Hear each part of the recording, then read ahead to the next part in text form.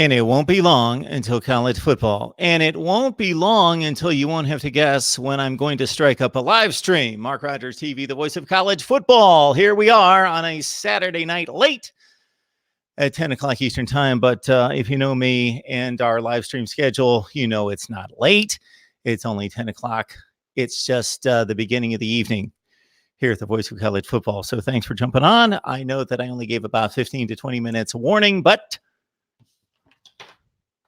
fear not, there is a live stream schedule and an in-season schedule that I'm working on, that I will be consistent in our live stream, and we will at least meet our live stream schedule and then just surprise you from time to time. Welcome in on a Saturday night, and of course, 1 week from tonight, we will be watching college football. 1 week from tonight, as the... I forgot. Sorry. This will take just a second.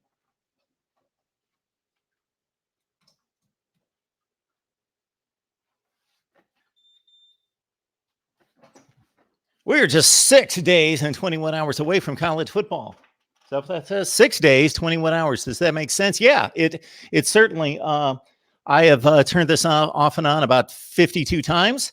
And it's still accurate. We are just, 6 days and 21 hours away from college football, 7:30 Eastern time from Orlando, when the Florida Gators will take on the Miami Hurricanes.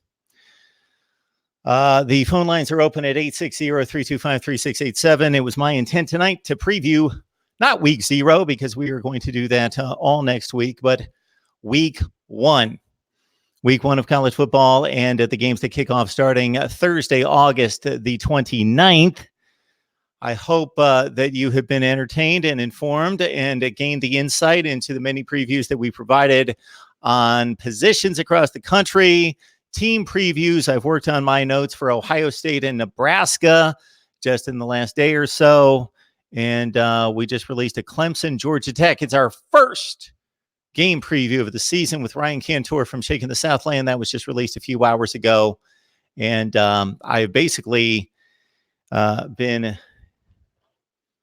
living my personal life for most of the day, but I have worked in a little business, and therefore it's been nice to rest and relax for the most part, because starting next week, forget the rest and relax.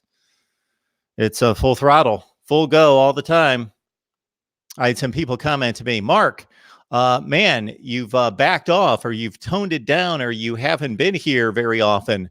Maybe only 2 or 3 videos a day.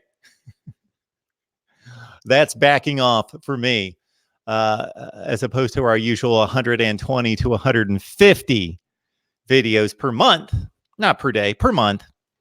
So for those of you who have yet to join us here at the Voice of College Football, Mark Rogers TV, welcome in. You're here just in time with 6 days and 21 hours left to go till the college football season kicks off in Orlando, and we will be there. My boy and I will be there. I don't know what we're going to do. I have yet to work out a strategy. I'm just going to kind of be adventurous and roam the streets, but that's what we're going to do. So I am not going to the game, because how much can you really cover the game from the game unless you have a full throttle media credential and so forth? So this is the preliminary plan. So I fly in, we fly in, we're a team.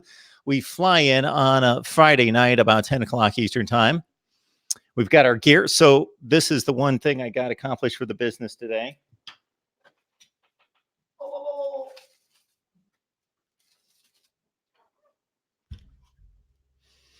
So I will take this baby on the road with me. Pick this up at Best Buy. Industry standard Canon EOS 50. I'm sure you're impressed. So I've got to learn how to use that, and I need to work on the audio and how that's going to work out, but you don't care about that.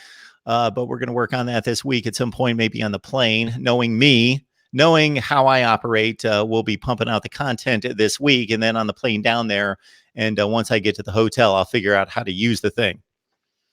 But then we're going to take the full operation with the laptops and the camera that I'm using right here for the hopefully, if I'm able to set up anywhere in particular. But I'm thinking the game plan, and you can certainly suggest to me how I should approach this, but we're going to fly in at 10 o'clock Friday night and head to the hotel, and maybe we'll have some Gator and Hurricane fans there at the hotel. I didn't know what hotel to get. I know nothing about Orlando.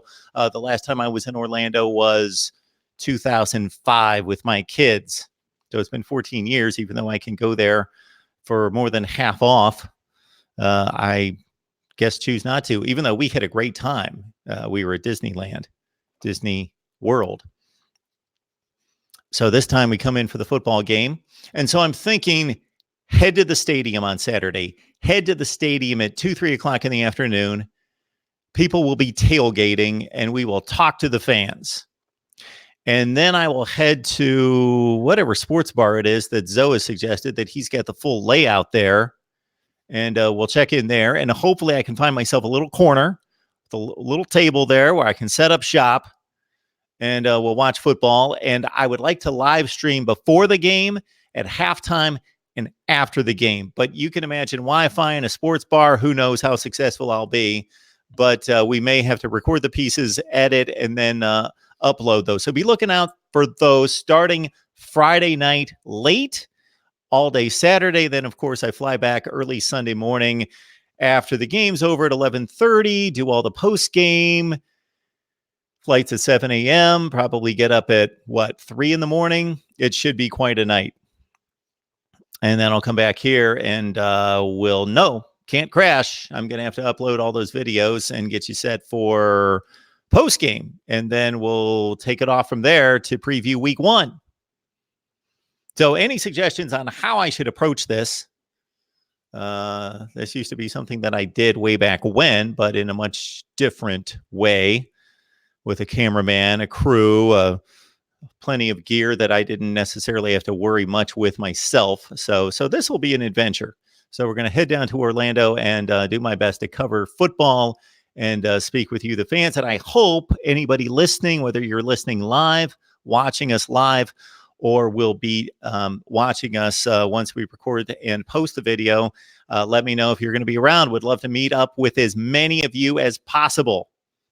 Would be a fun time to talk some college football and anything else you'd like to discuss. And of course, we'll just have some laughs and enjoy Florida-Miami football. And it's going to be amusing and fun for me just to kick back and watch the Florida fans, the Miami fans, and watch the exhilaration from play to play and watch the utter disappointment and discouragement and frustration and the final result. Because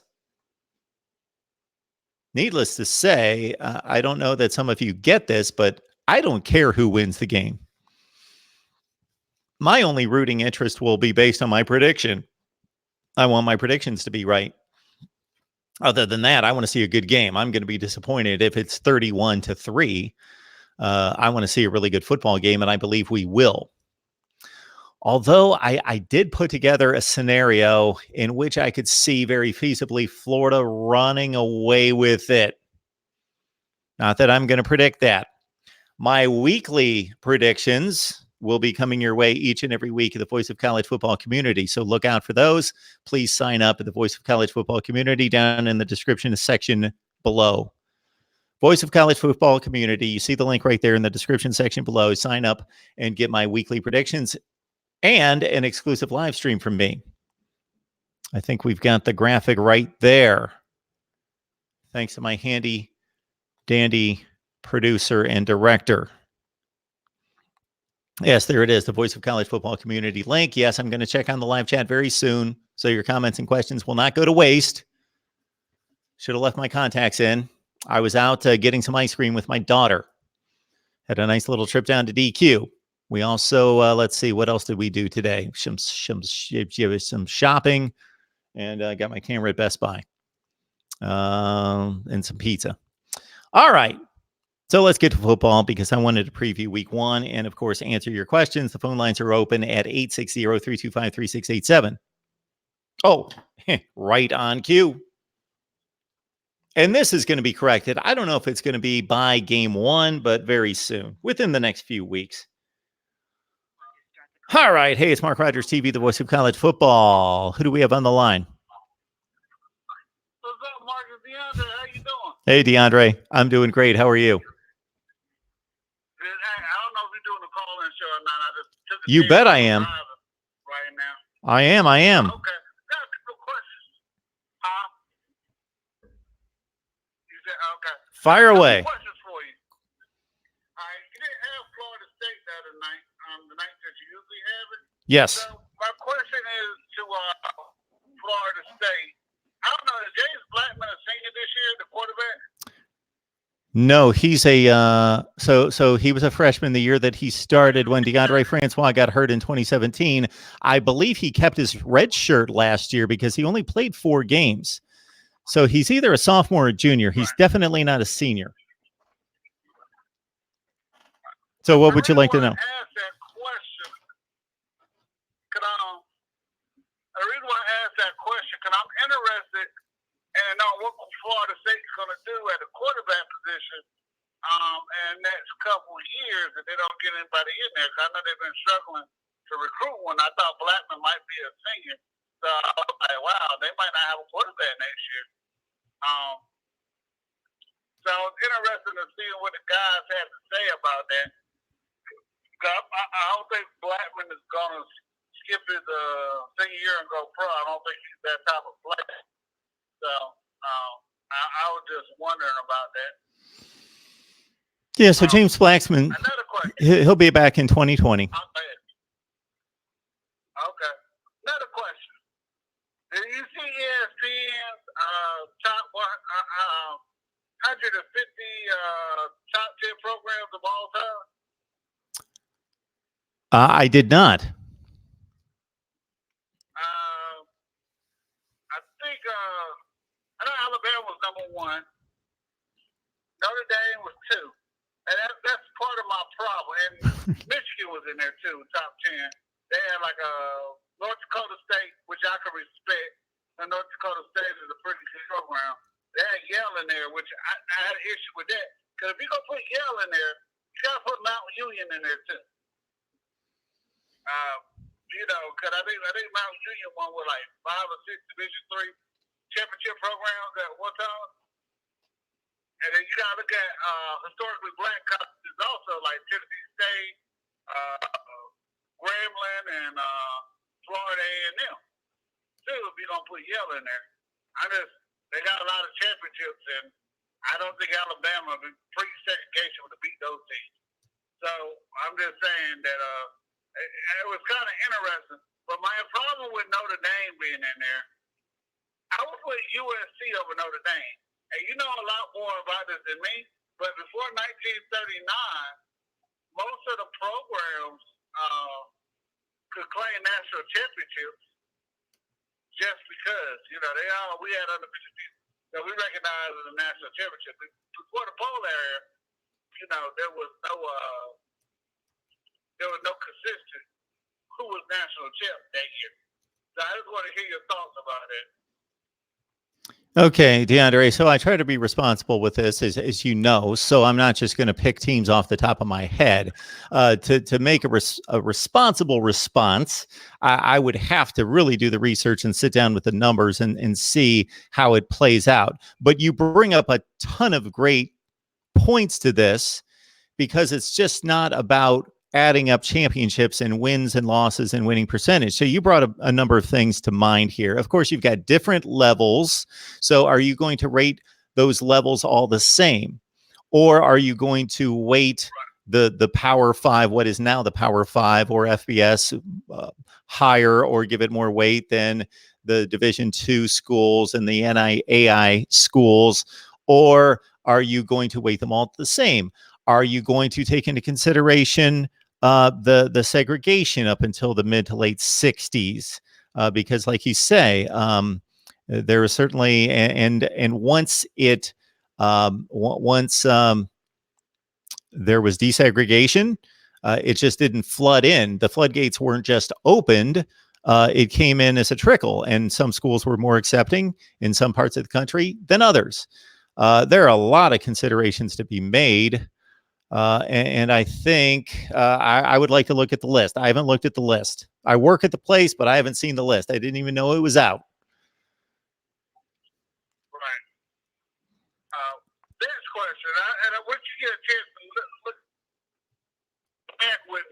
and this is totally not being biased, but while Florida State and Miami would be on that list, I know you got to do your research, but I think Florida State went from 1987 to 2000 and the top 5 of college football, and Miami, what they did in the 90s was 80s and 90s and early 2000s was just amazing also.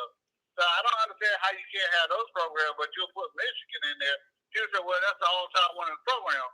But I'm not saying all those wins were back in 20s to 30s. Well, most of their championships was in the 40s. I mean, in that time period. I mean, they only have a half a championship since 1948. I mean, even Texas. I mean, since 1971, where they have one championship. Yes. You know that, and I know those are the top 2 programs of all time as far as wins, but I mean, there's a lot of factors into those too. So I'm looking at the list right here. So you've got an issue with Notre Dame at number 2. Right. I'll put Southern Cal before I put Notre Dame. Southern Cal's at number 5. So yes, as you mentioned, DeAndre, I think I've got a near, I don't want to say perfect, but recollection of everything that goes back into the 60s. Now, before then, you know, I know what happened, but I would really, to be accurate, really need to look at it. I would tend to, as most people would, to put more weight on what's happened more recently than what happened in the 1920s and 30s. And you stated it. Teams, programs could just claim a national championship. Basically, anybody that went undefeated or lost a game that had some semblance of an argument could just claim a national championship. And that's why there's so many more national championships than years played, because you had 5 and 6 and 8 teams in a given year claiming a national championship. Not that they didn't have a right to many of the times. They just didn't play enough games, and there was no system under which they could play in the postseason against each other. Right. So yes, off the top of my head, I'm going to go Alabama, Ohio State, USC, Oklahoma in front of Notre Dame. I think way too much weight is given to Yale. Yale has obviously not been a factor for 50 plus years. And I know that we're celebrating 150 years of college football, but basically the first 50 years were just a wild, wild west situation. It wasn't organized in regards to awarding championships officially until 1936 with the AP and the UPI. So that's only about 80 years right there, 83 years. So I think we need to be a little light in weighting what happened the first 50 years of college football. And that's where Yale cleans up with these 18 national championships that they're claiming. So they're way too high. I would even put Oklahoma behind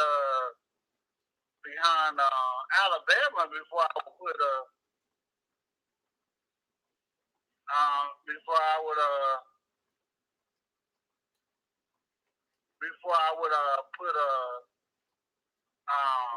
Notre Dame. I mean, because Oklahoma has a lot of national championships. Didn't they have like the biggest, longest winning streak in college football history in the 50s? Yes. I mean, 47 in a row. Yes, like Bud Wilkinson. Yep. Up to the 90s. I think they won a national championship every decade outside of the 90s and in the current time period. So I don't understand how you can have Notre Dame above them. I know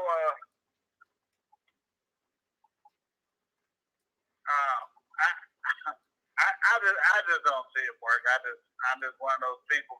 And it's not to talk bad about those schools.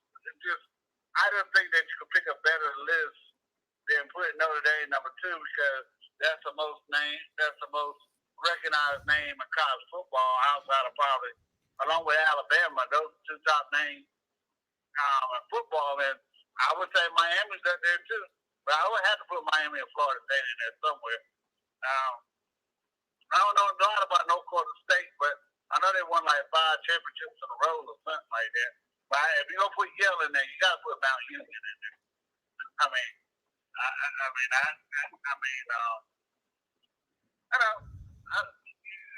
it's just amazing how I don't know what criteria they use. Like they had the best quarterback all time with Tommy Frazier. And I'm like, I love Tommy Frazier. What he did at Nebraska was amazing. But I would put Andre Ware out there before I put Tommy Frazier at number one of all time great quarterback. Well, I kind of question the competition Andre Ware played. Yeah, because everybody was on probation at that time. So he never played in a bowl game. Yeah. He never played in a bowl game. They played in the Southwest Conference when it was at its near end. They had some defections, and it wasn't nearly as good as the other conferences after it had been before that.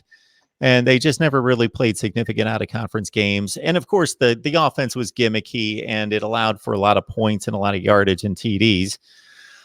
Yeah, I can't say that Andre Ware is the greatest quarterback in college football history.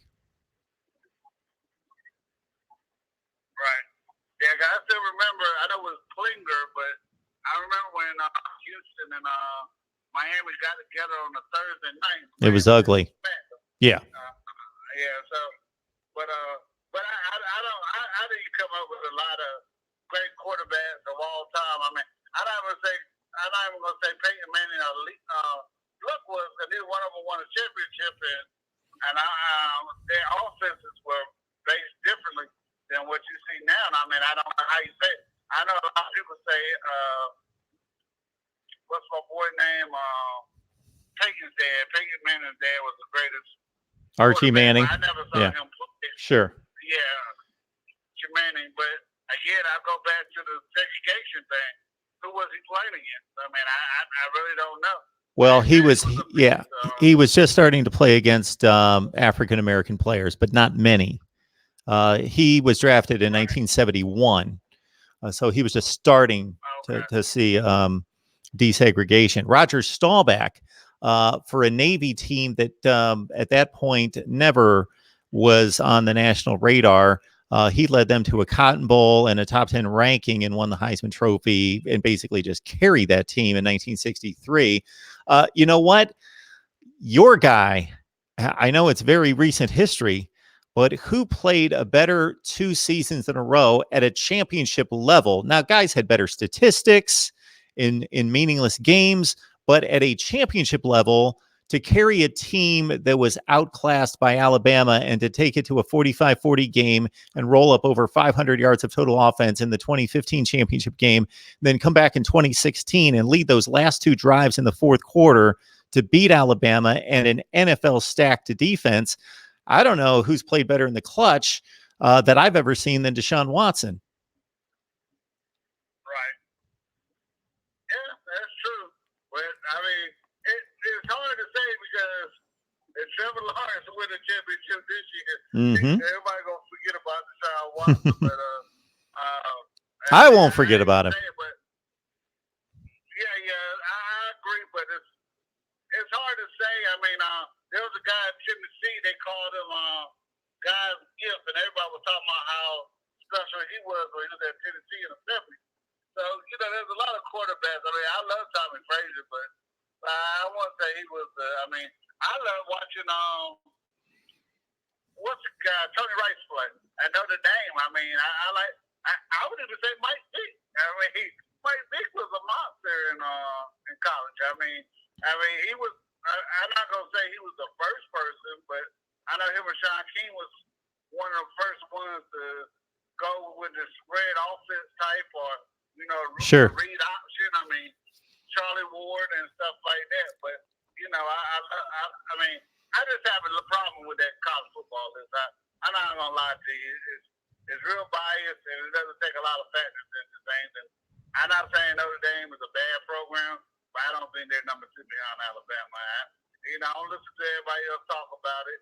I'll be out here working and listen to you at the same time. So you have a great night, Mark. Thanks, DeAndre. People forget that Sean King had an undefeated team at Tulane, and then the very next year went to Tampa Bay and was a fill-in quarterback who came within a late Ricky Prohl touchdown of leading Tampa Bay to the Super Bowl in 1999.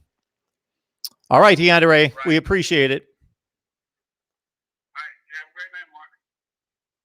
Our man DeAndre talking ACC, talking Clemson. He likes to talk some history as well and does a fine job, usually as we go back into the 80s and 90s. But of course, with the ESPN list of the top 50 programs of all time, DeAndre had some issues with Michigan, Notre Dame, too high. USC could have been a little bit higher for him. All right. It's Mark Rogers TV, the voice of college football. Who's on the line? Yo, Mark, it's Deep Barat. There he is. How are you? Lovely, man. It's just one of those, typical non-college football Saturdays, Luckily, it's not going to happen anymore because the season's about to start. But some very interesting news I wanted to kind of bring up. The odds, man, the odds line has changed. The betting line of Vegas has changed recently. Texas is now the favorite in the LSU game. Now, I know it's not a big deal, right? I mean, it could be a good thing, could be a bad thing. It's still very much a toss-up game, but the consensus in the country has changed a little bit as I guess people have been taking account or note of the off-season in Texas football. But, man, I'm just really happy that we're the favorites now. But that could be a bad thing because, Herman has a better record as underdog. But the encouraging thing is that LSU game, man, week 2. I think that the college game day will be there. And, yeah, I mean, the game is in Austin. It's going to be under the lights. I think it's our best shot. Okay, so you're telling me that Texas is now the favorite, and at one point they were as much as a touchdown to 7.5-point underdog. The line has swung that much? Yeah, it's a 1-point favorite, yes. Let me see where I got the source. It was on Twitter. But yes, I do confirm they're the favorite. Superbook USA, correct. So they went from 7.5-point underdog to now 1-point favorite. Which I think is good. I mean, I think it shows that, a lot of people believe that Texas is maybe back is not the right word to use, but at least trending up. Well, that's your word, Deep Barat. What do you mean? That's your word. It's not my word. It's the I've seen that about 152 times from you. Texas is back. What do you mean? I mean, it's just funny how the media just likes to overuse that word, right? It happened after the Notre Dame game in 2016. Texas is back, folks, and then it just became history after that. And everyone, keep saying they're back or not back. But what I want to say is that the consensus of Vegas has changed over the offseason for Texas, and I think that's a good thing. Whether or not that's going to translate on the field is completely different, right? I mean, there have been teams that have been ranked in the top 10 and finish unranked, and there are teams that finish unranked and finish the national champion. I mean, so we see a little bit of everything. The probability of that happening is quite low, but I am confident this year that at least one of Texas or Oklahoma will win the Big 12, but I also think that Texas has a better chance of winning the Big 12 this year than in previous years. So I just wanted to hear what your thoughts are on the Vegas line, or has your perception as a neutral fan really changed over the offseason? Well, I'll tell you, the first thing that comes to mind is almost every time I get on a phone call with you specifically, but with a number of people, it conjures up all sorts of content ideas that I would love to be working on.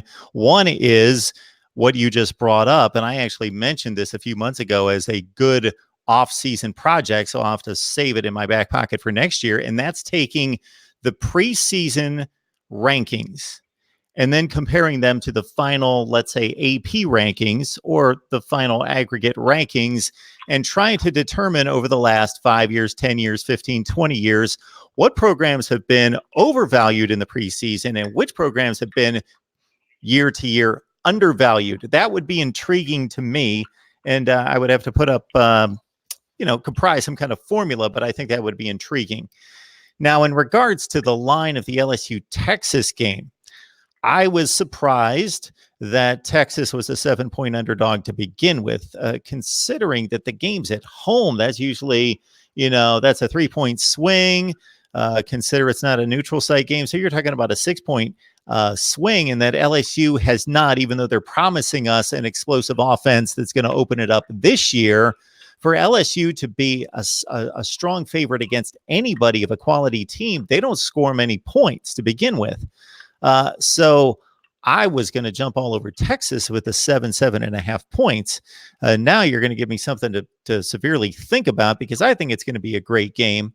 I do think that I have a little bit more faith in LSU, but considering I am really going to have to look at your defense and make a projection on how good your defense is going to be. And who do you have game one? Louisiana Tech, correct?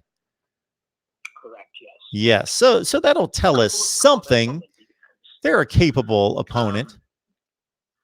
Yeah, a couple comments on the defense I want to make. A lot of people say that we lost 9 starters or whatever. I mean, the reality is that a lot of the players that are going to be playing this year, those are going to be starting. They have all started multiple games last year. They weren't the starters because they didn't start most of those games. But they have a lot of experience, and a lot of these guys have 2 to 3 years in the system already where, they've been with the weight staff, they've put on weight, they've been with the second team or the first team in practice several times. Really and truly, I mean, a lot of people say that the team on the defense this year is going to be much better in terms of production than last year. Now, no disrespect to the people that we lost last year, but I mean, 7 out of those 9, did not end up, becoming drafted, and we had one of the worst pass defenses where, some people like to say Texas is DBU or among the DBUs. But, I mean, having one of the worst pass defenses does not really, equate to that. So with a lot of these better recruiting classes, putting in, 2-3 years under the system with Todd Orlando, putting on the weight that's required, Keandre Coburn, some of those other leading tacklers that we have right now, like Malcolm Roach, they are all returning this new year. I think there's a legitimate shot for Texas to not only win the Big 12, but make the college football playoff. But that's a long way away. I'm just going to say that LSU is now the underdog, and I think that's a very interesting line, I guess. And then the other point I want to make is,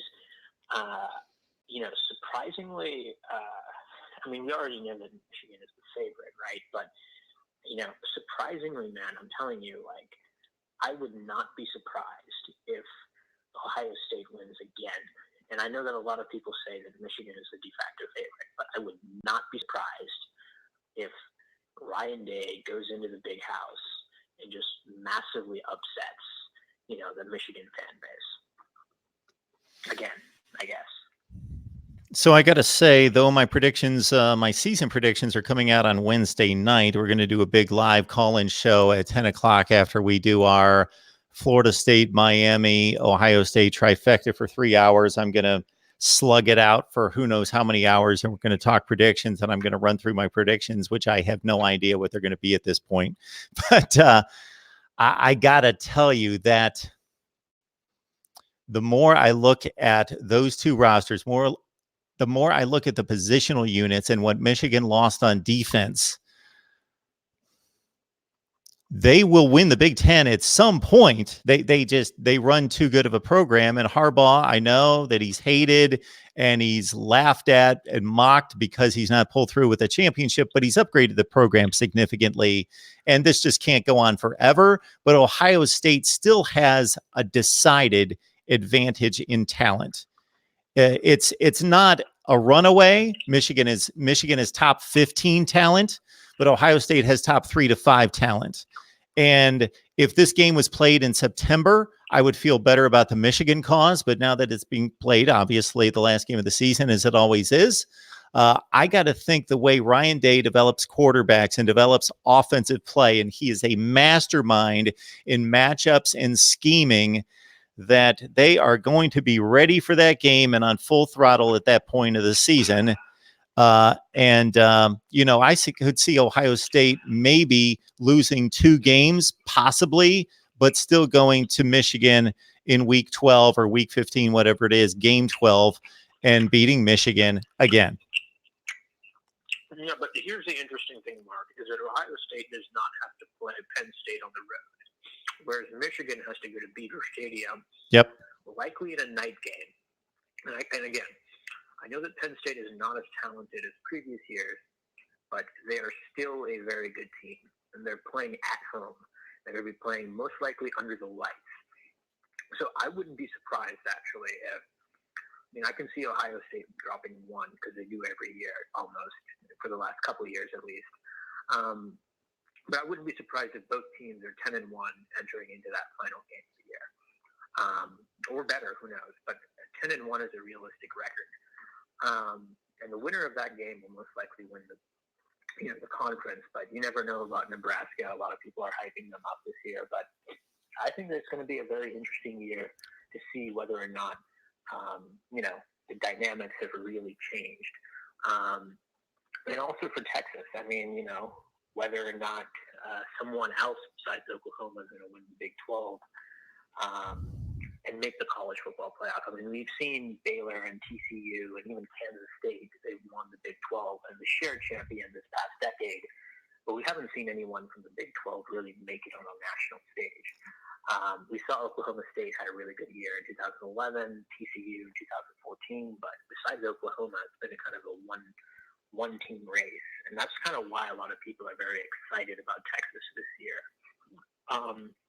Other than that, I don't really have too much else to say. I look forward to your top 25, and also look forward to your predictions. I know that you had a prediction video. I may need to take off. The final question. Yeah, sure. That I had is, are you going to have a schedule where, you have, where your live call-in shows are going to be? You are producing the show for me, Deeparat. Here we go. We're going to jump on this right now. So I had planned to unleash this, and I only have one X factor involved right now. But otherwise, I do have a schedule that I put together today that I will do my damnedest to stay on, as I did last in season. I stayed on my schedule, but this is what we're looking at here. Here we go, folks out there. We've got about 50 on the line. Here we go with the schedule for this year. So I've been asked by SD1 Sports to do a live stream there each Sunday. So depending on some family obligations and so forth there, that is most likely going to be at 11 a.m. Eastern time every Sunday on SD1 Sports, a live stream talking college football for 2 hours. We'll take everybody up to the NFL games at 1 o'clock Eastern. I'm also committed to 3 previews to SD1 Sports each week. So I'm going to give him 3 previews, whatever games he wants, that those are going to be on SD1 Sports. And I'll let everyone know that I'm also under contract to deliver a preview on all 14 Big Ten openers. So they're going to be posted to SD1 Sports very soon as well. All right. Monday, I am going to, as I did last offseason, produce a newsletter, The Voice of College Football, and get that out to the people on the mailing list. All right, you're talking live stream. So Wednesday night, the 7, 8, and 9 o'clock block with Florida State, Miami, and Ohio State is intact. I'm working on my schedule for Thursday. What I would like to do is to be able to shift my work schedule to the day and do a Thursday night pre-game leading into the Thursday night game that would probably overlap the first half, and we talk college football for an hour, hour and a half leading into the Thursday game and probably the first half of that Thursday night game. Then, of course, I would like to do just talk to our guy Steve Merrill from Pro Sports Info or whatever he calls his site. I don't remember. It's been a long time since I talked to Steve, but he's the odds maker betting guy. We're going to do a live noon every Friday as well. The Friday night games, I would love to do instant analysis, not a set time, but probably post-game Friday night in the 11 o'clock range. And then, as you know, we'll go full throttle on Saturdays with all sorts of live streams with instant analysis. But I will post that line by line so everybody can see it, what we've got planned each and every week. For sure. And your call-in shows are going to be random, right? I hope they're not random. again, you know what I mean. Sure. So Sunday at 11 a.m. on SG1 Sports. That's going to be a call-in show with a live chat and so forth. That's going to be all those Wednesday night shows, but we don't take call-ins for that. Thursday, hopefully Thursday night. I don't want it to be Thursday at noon, but it may have to be Thursday at noon. I would like it to be Thursday night. I will take calls Thursday night. I will take calls on Friday, and I'll be taking calls all day on Saturday. Okay, perfect. And do you have any CFP predictions yet? Like your 4 teams. That's coming out. That's coming out on Wednesday night. And I got to let you know, I'm not a guy that feels a whole lot of pressure for any reason. I'm just a pretty laid back guy. But I got to admit, I want to get this right because I would like to get my predictions correct. People seem to count on them to some small degree. And I really want to find that team that could break through, whether that's Oregon, whether that's Texas. It's not going to be Purdue. It's going to be reasonable. It's going to be reasonable. But is it Oregon? Is it again, Texas? Is it Michigan? Outside of the Alabama, Clemson, Ohio State, Oklahoma grouping, Georgia grouping. Yeah. That's or do I stand pat? I'm going to predict. I'm not the type that just grabs a wild team just to cause a stir and create controversy. But I'm also not going to stand pat and play it safe with Alabama, Ohio State, Clemson, and Georgia or Oklahoma just because, well, the odds say that I'm going to stay safe and 2 or 3 are going to make it. So I can say, well, I got 2 or 3 right. If I really believe and I can see a path for somebody like a Texas or Oregon in particular, and those 2 teams come to mind more than anybody else, I'll pull the trigger. So are you allowed to make a change halfway through the season or no? No, I make no changes. Or make a revised? Now, certainly if somebody asks me, One sport does that. well, no, I don't see anything wrong with that. I'm not going to criticize anybody who does that, but I'm going to stay with my predictions and I never make changes throughout the season. Now, certainly if all 4 of my playoff teams have 4 losses in week 10 and somebody asks me who's going to make the playoffs, I'm not going to say, well, Ohio State 6-4, they're still going to make the playoffs. I'll say, well, I obviously blew it. This is who I now think is going to make the playoffs, but I would never take credit for it at the end of the year. The predictions pre-game 1 are the predictions and they are set in stone. That's fair. Absolutely. I look forward to all of those videos. And yeah, man, cheers. Thanks, Deeper Rot. We appreciate it. Thanks. All right, our man Deeper Rot talking college football. He loves Texas. Texas is back. Anytime you guys make comments that somebody's overrated, somebody's underrated, somebody's back, I always like to get that to be placed into context, just so I know. I like to play devil's advocate. The call will start at the beat. Mark Rogers, TV, the voice of college football. Who's on the line? Mark, what's going on, brother? It's Ramon. Hey, Ramon. How are you, man? I'm doing good. It's finally real, huh? Oh, it's here. It's here. It's going to be so much fun when we can actually talk about what happened on the field. Then these shows are going to be crazy again. Oh, yeah. It's going to be a madhouse. So I'm sure you saw, well, I'm assuming you saw that Miami and Florida scheduled a home-and-home series for 2024 and 25. Yes. Good news. So, yeah, that's good news. And that's the unfortunate thing with now the schedule being booked out so far in advance. Maybe sometime before the 24 season hits, they can schedule another one. So it won't be too far. But the game's finally here. We finally got an actual quarterback to talk about Miami. Jaron Williams, what are your thoughts on him? So based on the scouting reports, based on what people had reported from camp, and based on conversations with coaches, not my personal ones, but ones that I had read, it was always my thought that, okay, we saw N'Kosi Perry play last year. I would evaluate that as more negative than positive, but not overwhelmingly so. He certainly has skills and talent, and he could turn out to be a really good quarterback. Tate Martell, I never felt based again on the reports more so than what we saw in person, because he only played mop-up duty and ran the ball more than anything, but that he was going to be a talented enough quarterback to hold down that job start to finish. I'd always heard, and it's going to be interesting to see against Florida, and even if he doesn't make the right decisions, we're still going to be able to see the skill level of Jaron Williams, because although N'Kosi Perry may have a slightly stronger arm, Jaron Williams is supposed to be the more gifted passer. He's supposed to just throw a better ball, not by a ton, like it's remarkably obvious, but to people that scout and watch football on a regular basis, he's just a more gifted passer, can put better touch on it. And so they selected most likely the best passer. And then based on Manny Diaz's comments, this kid wanted the job. He went there and got it. He was determined. He studied. He showed himself to be a leader, and he took hold of that offense and made it its own. Yeah, definitely. Like you were saying, I mean, Perry can throw with great zip, but like you said, it's the consistency with Jaron. You know, he's one of those guys.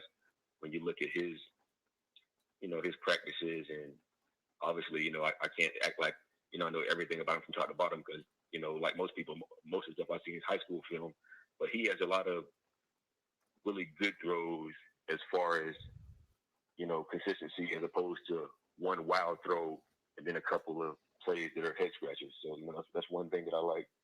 And I think the biggest thing that I think that nobody's talking about outside of the Miami fans, because nobody knows your roster like fans, is the tight ends that we have. And for the intermediate stuff that Jaron works great in, we probably have the two best tight ends.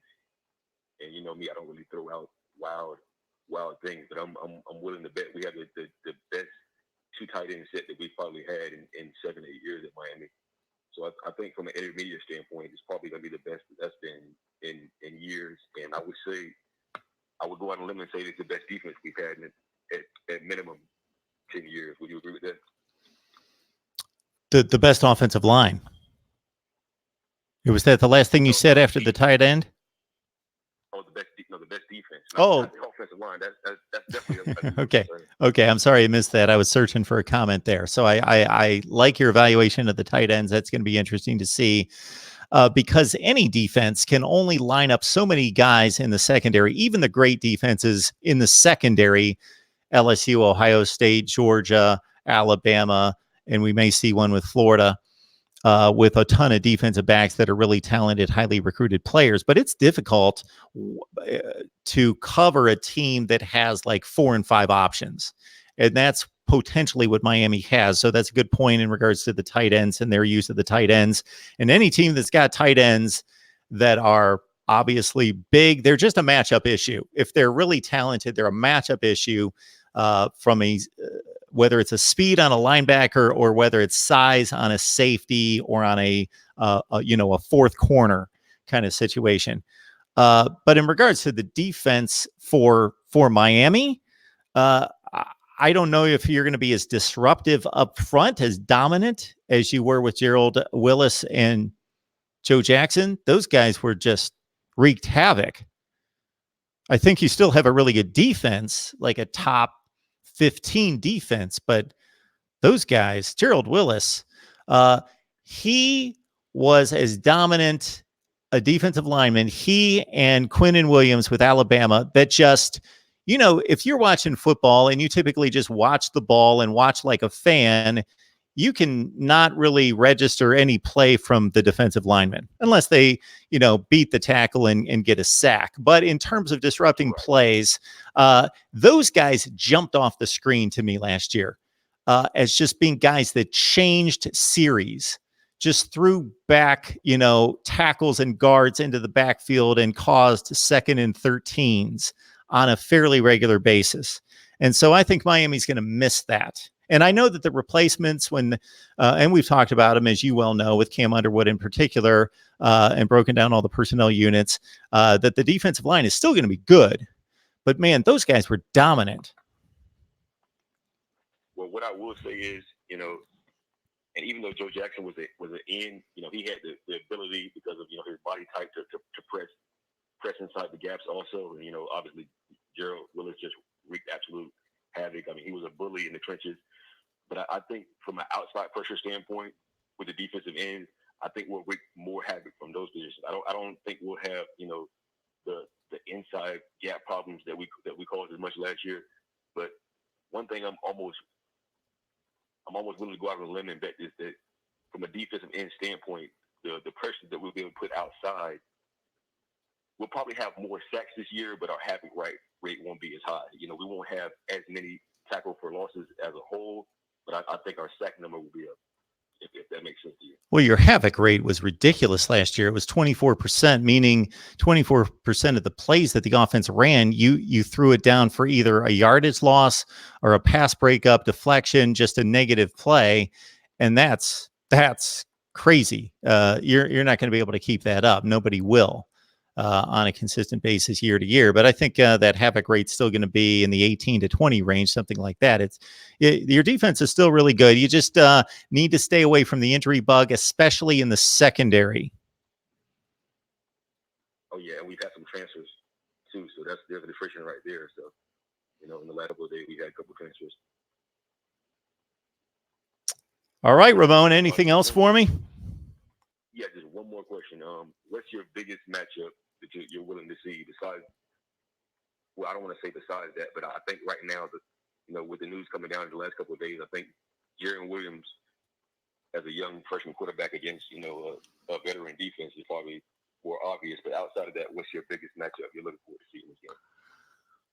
Well, I think the biggest key is both offensive lines. And this is not, when we pick on offensive line play, we need to understand that most teams in the country have offensive line issues. It's just a difficult position to stack with 7 capable players to get the 5 on the field and then the 2 that typically rotate for most teams.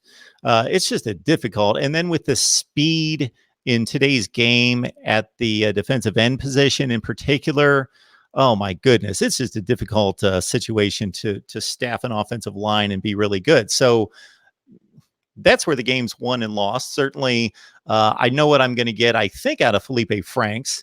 So Jarren Williams is an unknown to a certain extent in game actions with the bullets firing. And then it's the 2 offensive lines for me. Now, the fun matchups are going to be, you've got a really good Florida secondary with 2 good corners taking on the Miami wide receivers. That's going to be fun to watch. Now, before I let you go, one thing I was saying, you can answer this once I hang up or however you choose to. You won't be at the game. You'll be in the area, but you won't be at the game for sure. Yeah, so I put in for credentials a couple months ago, and then I completely forgot about it. And they obviously didn't think of enough of me to give me credentials, but I didn't even follow up on it, which I should have. I just forgot about it. But I didn't know if I just wanted to be able to deliver the best content for all of you that I could. And I didn't know if that was going to be getting into the game or just, plus blowing the $250 or whatever it was going to be to get into the game. I wasn't going to do that because I'm going to spend enough money getting me and my son down there and into a hotel and all the things that you need to do. But so, yeah, I'm planning on hitting the tailgating at the stadium during the afternoon and then head out to a sports bar. I know Zoe has a portion of a sports bar roped off, and hopefully those will be some decent accommodations to do some taping and some live streams. So I hope I can pull it off, and I hope it's going to work out to where I can produce some decent content for everyone. All right, so I'm going to say this before I let you go. If you get a chance, just do me this favor and look up the Big 3 Roll-Up. They're a very popular podcast in South Florida. They cover the main 3 teams, and they're going to be well represented out there. So just if you want to look into that, and you have a good day, Mark. Thanks, Ramon. All right, have a good one. The Big 3 Roll-Up, we'll give that a look, courtesy Ramon. I had somebody else today suggest a Miami podcasting team that I should get after. I'm always looking for different guests, certainly with different perspective, just as long as they know what they're talking about. And if they're entertaining, that's a plus too, because I'm not necessarily that guy. All right, it's Mark Rogers TV, the voice of college football. Who's on the line? Bash. You were driving home. I see, Bash. Yeah, I'm home now. I've been home for probably about 15 minutes. Can you give me? The stream waiting. I appreciate that. Give me just 1 second because we've had 2 contributions come in and I have been remiss in mentioning those. I wanted to get those on the screen, but I've explained this a few times. So what you people see on YouTube is different than what I see and can take to the screen. Once it's like 20 or 25 comments in the past, I can no longer pull it to the screen. So I apologize. But I believe Jamie and Vernon Speak Sports have contributed in the super chat. So my appreciation to you. I can never explain, never fully give it enough credit for what you guys do for me, not just with the contributions financially, but the likes, the comments, the shares, and the subscribers that you guys bring. So take it away, Bash. We appreciate you jumping on the line. All right, we got a few things that I'm talking about, and I've in the past week or so, we've done a series of different preseason predictions, conference champions, division champions, college football playoff teams, champion, Heisman winner, all this stuff. And I went through, for the past 4 months, I've been going through everyone's schedule slowly but surely, every single team's schedule, and just marking wins, losses, kind of 50-50 games, which games are those going to be. I've got a lot of criticism for a handful of things. I'm going to start with this week 1 matchup between Oregon and Auburn. Now, a lot of people, specifically in the southeastern region, have told me that Auburn pulled it off last year with a worse offensive line. That's all coming back. They're more experienced, so they're going to, of course, be better. I mean, that's just how it's going to go. Why would Oregon be any different from Washington last year in terms of how they can show up, specifically on offense, but how they can show up against Auburn and beat Auburn in a neutral site? So my response to a lot of these people, and I just want to hear your comments on this, and if you want to pick, but certainly your thoughts on the game. Oregon is different from Washington because they got Justin Herbert at quarterback, which is probably a better quarterback, definitely a better prospect, but a better quarterback than Jake Browning in college. They got returning receivers. They got C.J. Verdell, who's a redshirt sophomore at running back, who got some experience last year.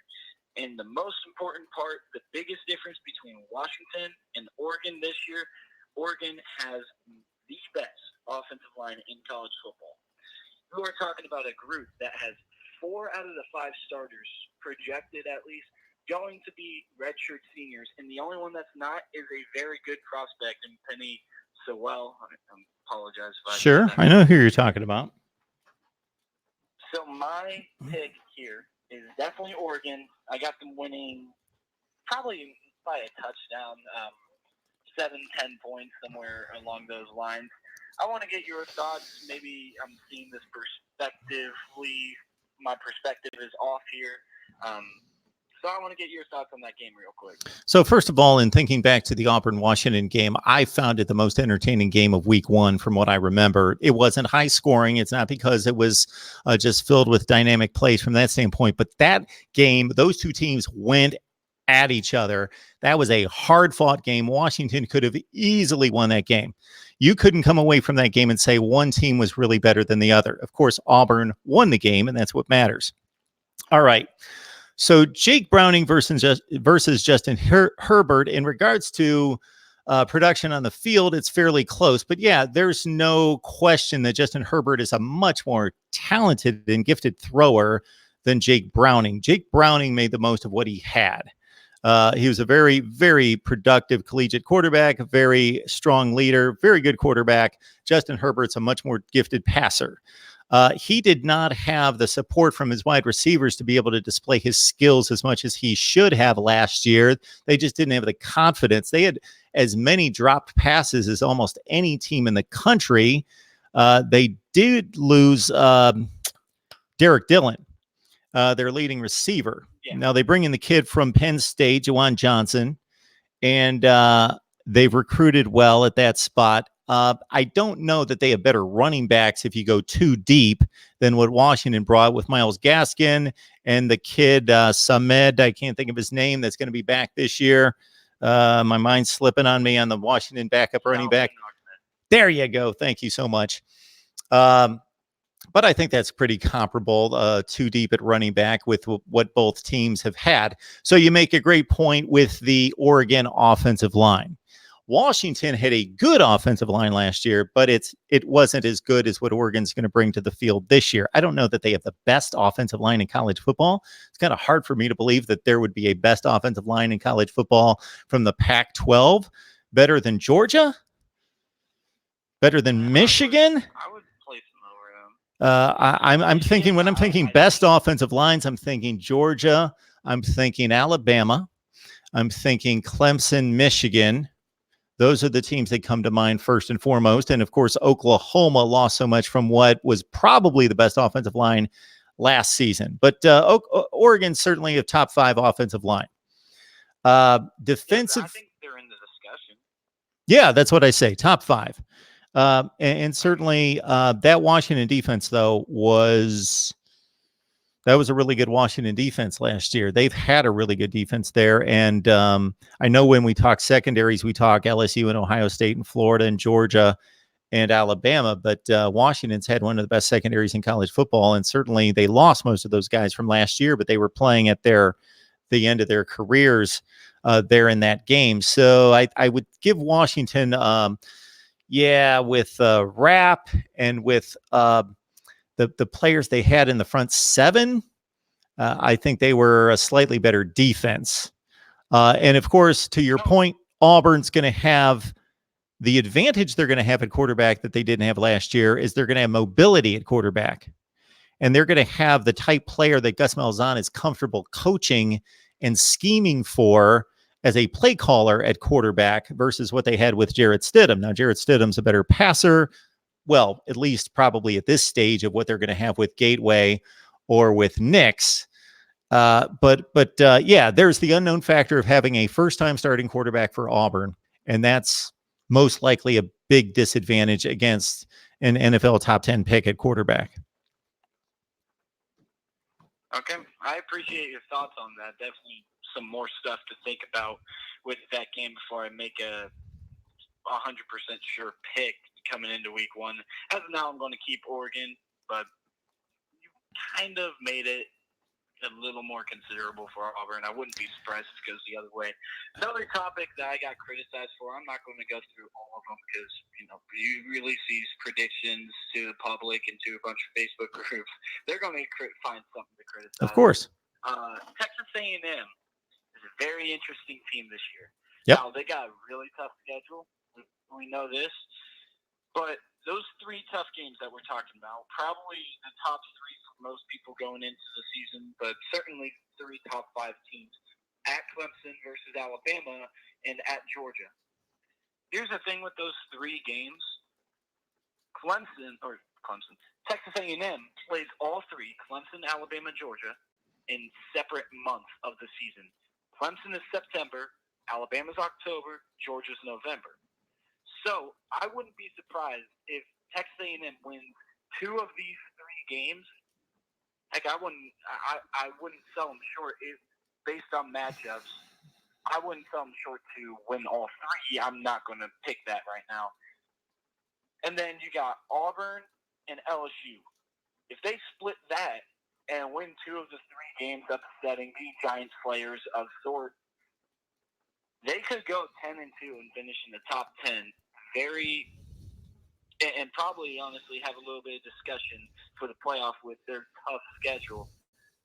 What are your thoughts on that? I'm curious. Well, before you made that last comment, I was going to say if Texas A&M goes 10-2 against that schedule and wins an SEC championship game, they should be in the playoff because they play a rugged schedule.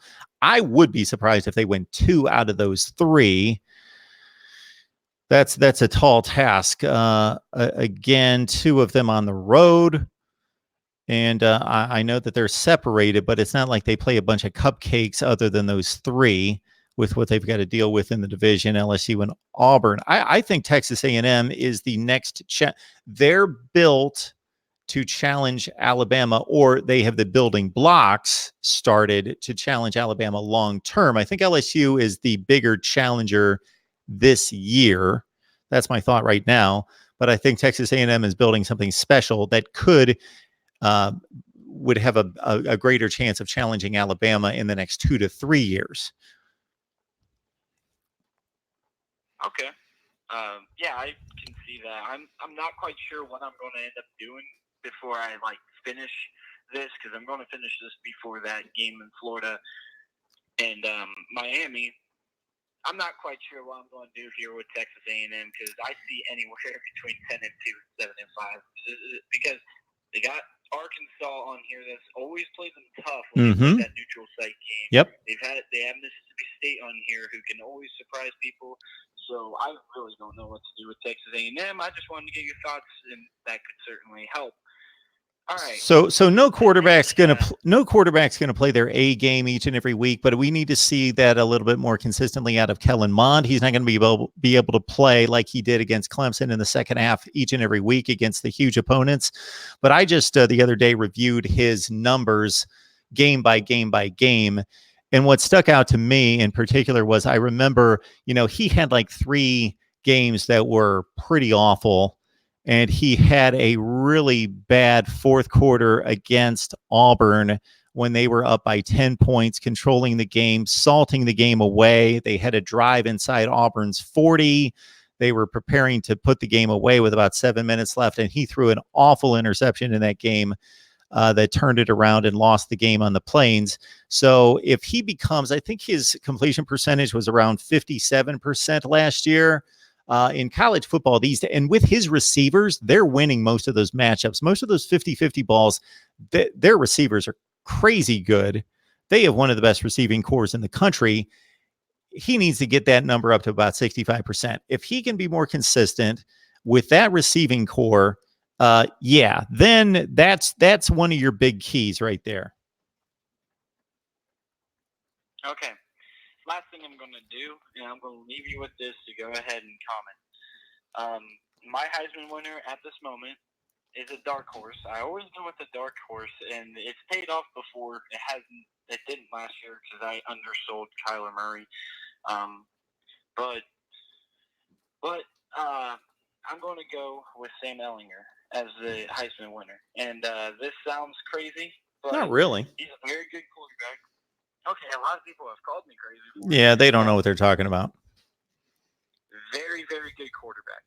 Hard worker. You can see the leadership. You can see he loves Texas. He wants to be at Texas. And he's got talent, too, with receivers on the outside that'll help him boost his numbers. And the 4 playoff teams I got is number 1, Alabama with 1 loss to Texas A&M. Number 2, Clemson with 1 loss to Texas A&M. Giant Slayer, that's what I got right now. It could change. Number 3, I got Ohio State. Their 1 loss to Wisconsin at home. Kind of a tougher part of their schedule. I commented that earlier at the Ohio State stream a couple days ago. But, yeah, that's a tough spot in their schedule that no one's really talking about. I like Wisconsin this year, but I do have Ohio State beating Wisconsin in the rematch in the Big Ten Championship. And then the final team I have is Oregon. Now, the Pac-12, that game against Washington is really a 50-50 to me. I picked Oregon to win that game, but Oregon to lose to Stanford. Oregon, when they're really good, they seem to have problems with Stanford. But I got them going 12-1 there.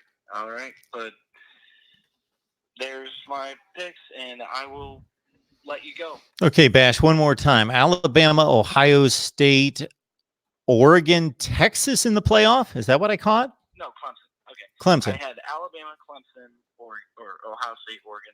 Okay. Seems reasonable. I can see that happening.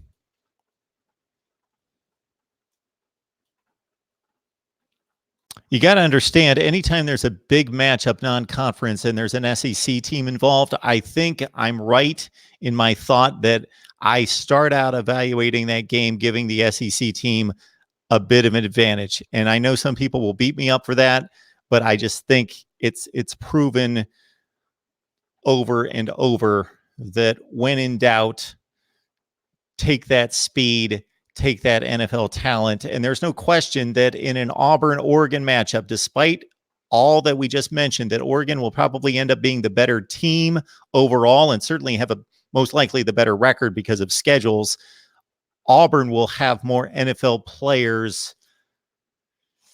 Even though Oregon's really ramped up the recruiting, more NFL players on its roster than Oregon will. Yeah, they will. A little closer than you think, though. Maybe. You got to understand, I'm also thinking of 2 Ohio State-Oregon matchups in the championship game and in the 2010 Rose Bowl, where all I heard for 6 weeks was Oregon was going to run them off the field. And all I did is look at the rosters and say, there's no comparison between how much NFL talent's on these 2 rosters. And Ohio State was like a 5 or 6 point underdog in both of those games and had little issue winning the game. And I know I'm pulling off an example that doesn't apply in every way, but that's what comes to mind. But to be fair, that 2014 Florida State team should have had more NFL players than that 2014 Oregon team, in theory, right? Yeah, not the team with the most NFL players wins every game, certainly. But I just found it amusing because Oregon, once they became prominent, just seemed to scare a lot of people or just have this aura about them that they were just going to wipe people off the field because they were just so quick and so fast, and who can keep up with them? And their tempo is just going to wear people out, and they're just going to, just space people out, and who's going to be able to tackle these guys in space. And, they'd line up with an LSU in week 1 and people were like running around like Oregon's they're just going to be crazy. And LSU so plotting and they run the ball all the time. And that was an easy pick for me to make. They're going to win this game by 2 or 3 scores. And they did. And the same thing with the 2 Ohio State games. Ohio State's got NFL players all over the place. They're going to win this game. All right. I got to let you go now. All right, Bash. We appreciate it. Have a good one. See you later. All right. Mark Rogers TV, the voice of college football. So I had outlined it to a certain extent with Deepa Rott on the line, what I believe the live stream schedule is going to look like this year. I'm going to cut a video so I can outline that so you've got it handy right there. So I know that it's been rough during the offseason keeping track of me and these live streams that come out of nowhere, but the scheduling is a bit difficult. But I will set up the season. I have one more piece of the personal/work life to work out before I can totally lock in on a schedule for both videos to be posted, but most importantly, the live stream schedule. We got season previews out there. I'm going to release Nebraska and Ohio State here in the next few days. If you go over to SG1's Big Ten channel, I've got all the week 1 previews coming out on the Big Ten teams and their matchups. Stop right here and mark it down. I will have a Rutgers UMass preview posted on SG1 Sports. So you can't miss that. It's already been recorded.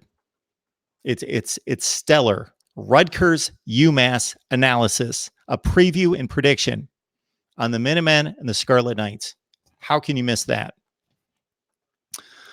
All right. Again, this Wednesday night, 7, 8, and 9 o'clock live with Florida State, Miami, and Ohio State. Then at 10 o'clock, I'm going to keep on rolling. We're going to fire up another live stream because I got to make my predictions, and I might as well make them live. And they'll probably just flow out of my mouth. I'll probably have no idea before we start what the final predictions are going to be, but I'm going to have to pull it off at some point. A special announcement as I take this call. We do have a special announcement, and I apologize for not getting the call-in number in on the chat. I'll do that right now.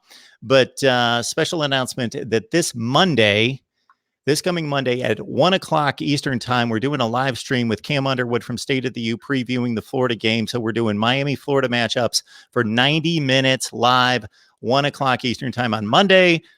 Understand that many of you will be at work or have other things to do, but you can catch the record, of course. And then on Wednesday night, we'll have Cam back on to talk more Florida and Miami. It's Mark Rogers TV, the voice of college football. Who's on the line? Hey, Mark, it's McKee Sports 4. Oh, there he is. How are you? Hey, I'm doing great. You? I'm doing just fine. I can't wait to watch some football. We are. This time next week, we'll already know whose season's over, Miami's or Florida. The season's going to be over. If Florida loses, I'll be concerned if I was a Florida fan. Well, MCD Sports 4, you got to understand that when you play in the ACC Coastal, your season is almost never over. You can have 6 losses like Pitt, and the season's not over. With the expectations of Miami, though. Well, I haven't released my predictions, but I would think I'll say it right now that most likely I'm going to predict Miami to go 9-3. That's borderline New Year's Six Bowl. I think it's going to be a good game, though. I don't think they'll get selected for a New Year's Six Bowl at 9-3. I said borderline. Oh, I got you. Especially against that awful schedule they play that I had ranked as like the 64th schedule in the country. It's awful. Yeah. Well, yeah, but it's not a loaded schedule like Maryland's. It's not anything close to Maryland's schedule. Maryland's going to run through that schedule, I'm telling you. Run through it. Oh, yeah. But I'm just kind of joking. I think I'm still at 8-4 right now. Let's see what happens. I can't wait to see that Maryland Howard preview rather. The Maryland. Yeah, did you just catch that? I'm going to do a Maryland. Who are you playing? I don't even know. Howard, you said. Okay. Yeah, I'm contractually obligated to do a Maryland Howard preview. Yes, I'll be working on that. Yeah, I can't wait to watch it. It'll be fun. But the main reason why I'm calling you is to talk about some of these Week 1 games. I think that the Oregon-Auburn game, obviously, is the most talked about game in Week 1.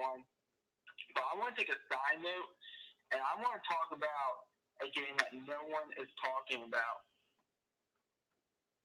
That I think is a pretty big game. I think that's the Virginia-Pitt game. Absolutely. I've talked about it. I've mentioned it during the off season as a big game.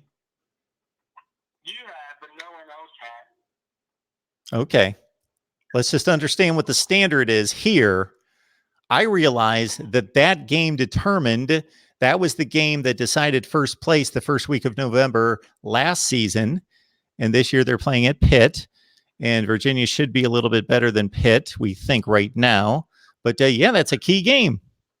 I'm going to watch that game. I want to watch it too, but it's also during the Oregon-Auburn game. Well, that's why I've got a DVR. Yeah, I have 2 TVs on a computer screen. Hopefully I can get it up on one of those. But I think Virginia's going to win it personally. But I think it's a game you have to watch. It was the game of the year last year in the ACC Coastal. This year, who knows? I think it's probably going to be Virginia-Miami in that division, but we'll see. And another game that people are bringing up that I've actually heard about that people are actually picking the upset in Week 1 is the Louisiana Tech-Texas game. People are picking Louisiana Tech. Have you talked to Deep Barad about that? He's probably losing his mind right now, but I'm serious. People are picking that game as an upset. I think Texas is like a 20-point favorite, if I'm not mistaken. People are picking Louisiana Tech. I'm seeing it. So you bring up a good point here, MCD Sports 4, because we see all these guys, and I'm not criticizing them. I'm just saying we have a number of guys on YouTube and otherwise that pick all the games, like say, okay, this is Texas's schedule, and they pick all the games. And I did that a couple of years ago. And actually what was funny that particular year is I picked Pitt to beat Miami, and I just got lambasted by the Miami fans. And what happened that year? That was in 2017. Pitt beat Miami. But anyway, that pick all the games. Well, nobody that I've seen, and I don't sit there and watch all these, generally picks a group of 5 teams to beat any of the Power 5 teams. They pretty much select the likely slight upsets. But if we did the math on this and we really went back and reviewed all these teams and all these seasons, and this is something that I would love to have the time to do because it would factor into my predictions, would be to figure out, okay, there's going to be how many? There's probably going to be 15 or 20 games in which group of 5 teams beat Power 5 teams. And some of them are going to be, the Illinois of the world. I understand that. But some of them are going to be good teams in the Power 5, decent teams that are going to lose to group of 5 teams, like a Maryland last year against a Temple. And we could go on and on and on and on. Tulane took a Wake Forest team that won a bowl game, was taken to overtime by Tulane in week 1. So it's going to happen. San Diego State has beaten Stanford and Arizona State the last 2 years. And it might be UCLA this year. Absolutely. Yep.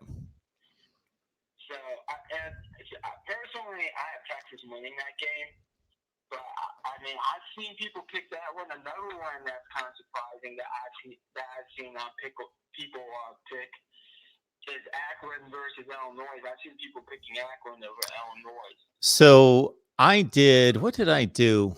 I did of all things, I don't know if you caught this, I did an Akron and I did a Kent State season preview, only because I was out there and I could go out to the stadium. So I had to learn Akron and Kent State personnel like 3 minutes before I cut the video. But yeah, I did mention during that video that Kent State had a 17-3 lead on Illinois on the road last year. And Kent State was not a good MAC team. They were an awful MAC team, and they still had a 14-point lead on Illinois before they lost by just 7 points. So, there's a few of these games, Power 5 versus Group of 5. People are picking the Power 5 team. The most obvious one out of them all, which is I'm actually picking the Group of 5 team here, is the Boise State-Florida State game. But there's a few matchups that I think could be a big-time upset. Another one people are picking, and this is probably not a surprise, is the Fresno State-USC game. Sure. So is there any particular reason why you like Boise State against Florida State? I would say Boise State overall. I like their coach better. His name escapes me. I had it in front of me a few minutes ago. On a sheet of paper. Brian Harsin. Yeah, Harsin. In my opinion, Boise State is just one of these teams that, in my opinion, they're just gonna. I have them going undefeated. Personally, I'll just come out and say right now, I think they go undefeated. I know that's kind of a rare thing, but overall, I just think that Boise State. I think if they could get by Florida State, they'll run through their schedule. So this is going to make you feel good about your prediction. As I was reviewing this the other night and talking about this during the Florida State Seminoles live show we do on Wednesday night. So again, everyone, listen up. 7 o'clock, 8 o'clock, 9 o'clock Eastern time on Wednesday nights. We've got Florida State live, Miami live, and Ohio State live. Okay, anyway, is that Boise State has 2 exceptional defensive tackles that have made 46 starts, I believe is the figure, 29 starts, and they're back. So they've got 2 really good defensive tackles. They've got 2 outside linebackers that are really good. One of them has 21 career sacks. And so they're going to be matched up against a Florida State offensive line that has been atrocious.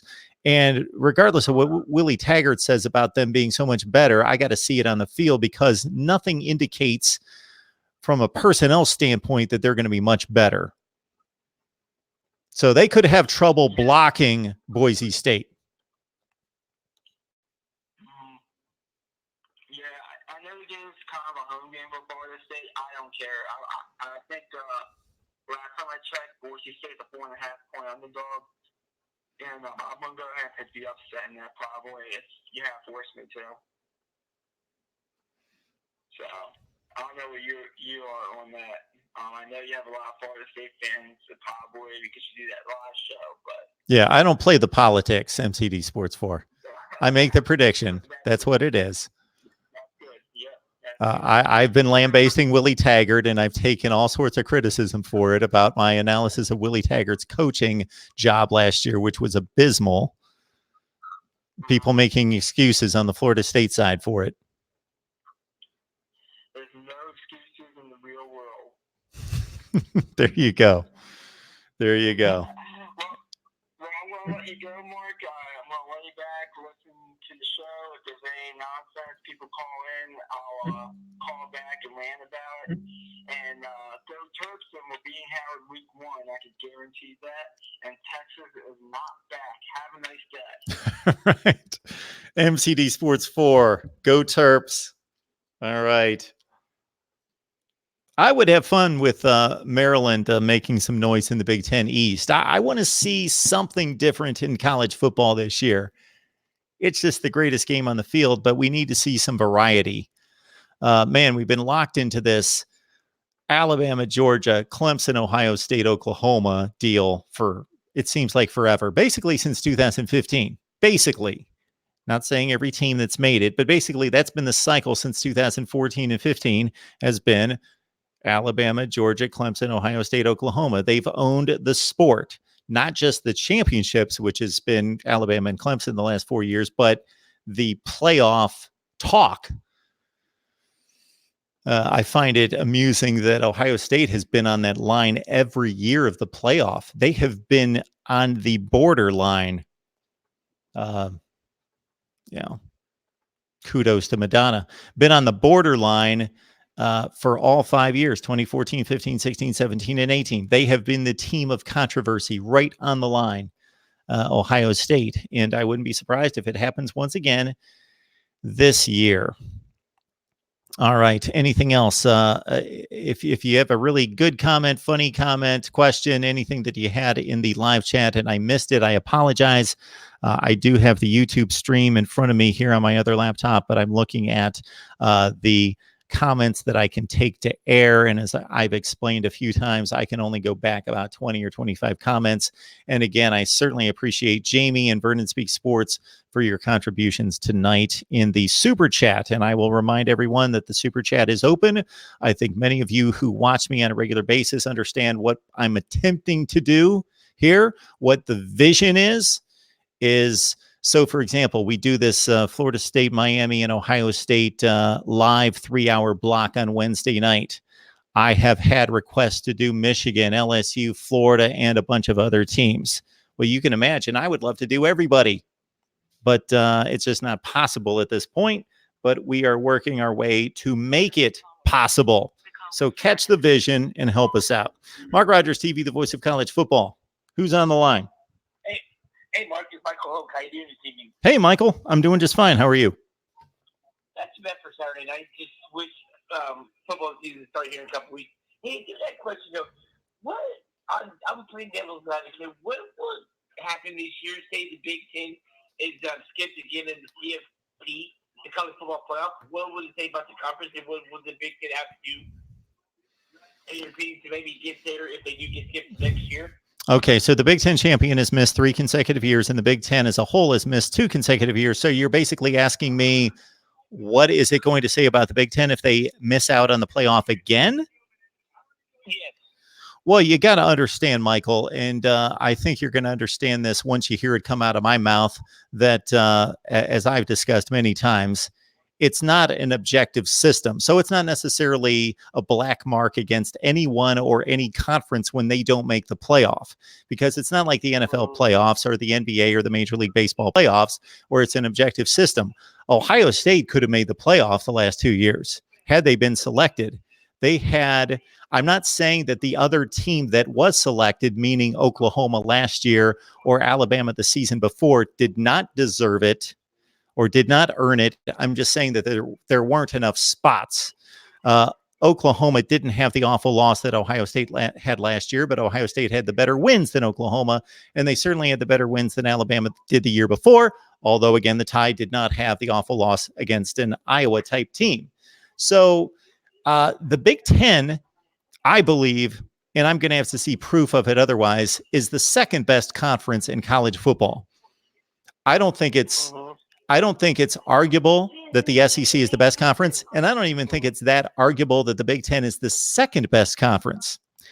Now, that is a double-edged sword, because even though you've got the reputation and you've got the mindset from the national perception and the College Football Playoff Selection Committee that conference may be the best or second best, they also have to go out and play a schedule that involves a lot of good teams that could beat up on each other. And if Ohio State or Michigan, those are the two most likely candidates, aren't really outstanding and separate themselves, we could have a 2-loss Big Ten champion again this year, like we did 2 years ago, that gets left out. And it could still be the second best conference, or it could be the best conference. But there could be too many good teams beating each other to make one team stand out to get into the playoff. Did that answer your question?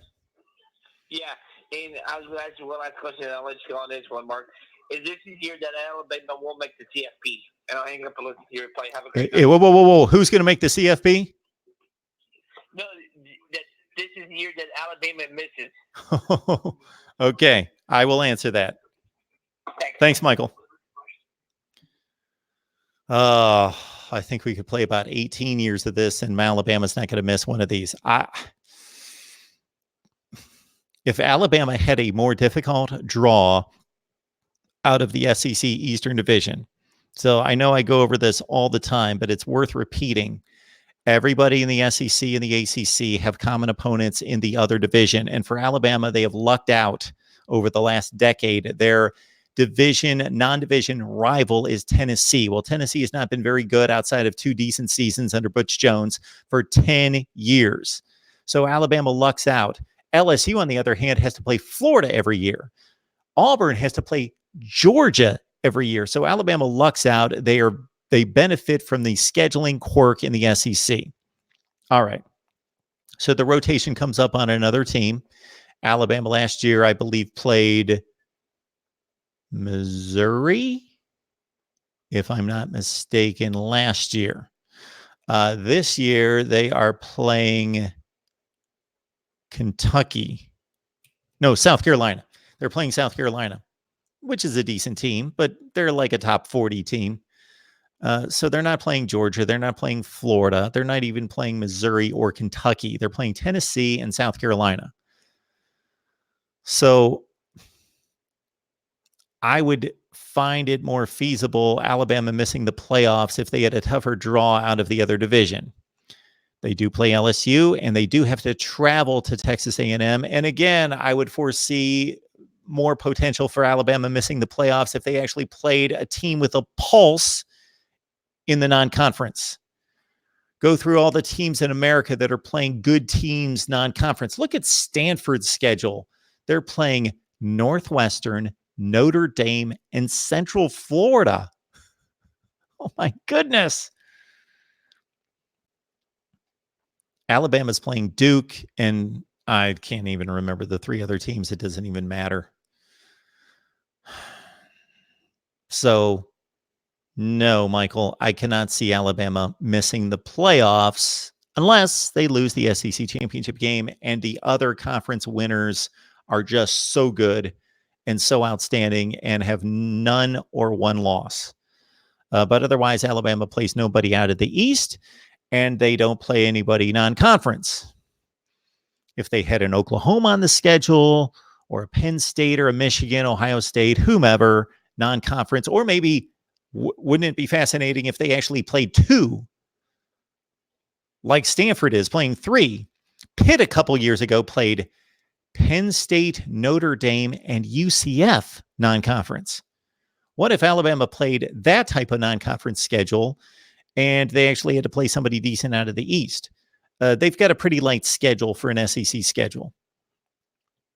So I don't see them missing the college football playoff unless they lose the SEC championship game. And I'm going to really have to think about that hard because I was on Gary Harris's show in Tuscaloosa this week. He was kind enough to ask me on his radio show this week. And we talked about the Georgia-Alabama matchup. And I do think that Georgia has outplayed Alabama for 50 to 55 minutes of 2 games. They have outplayed Alabama the majority of these 2 championship games the last 2 years. They have nothing to show for it. And I don't know if that helps them psychologically this year or would hurt them in another conference championship setup where they would say, on one hand, we've outplayed this team. So we can do it. We're not intimidated by Alabama.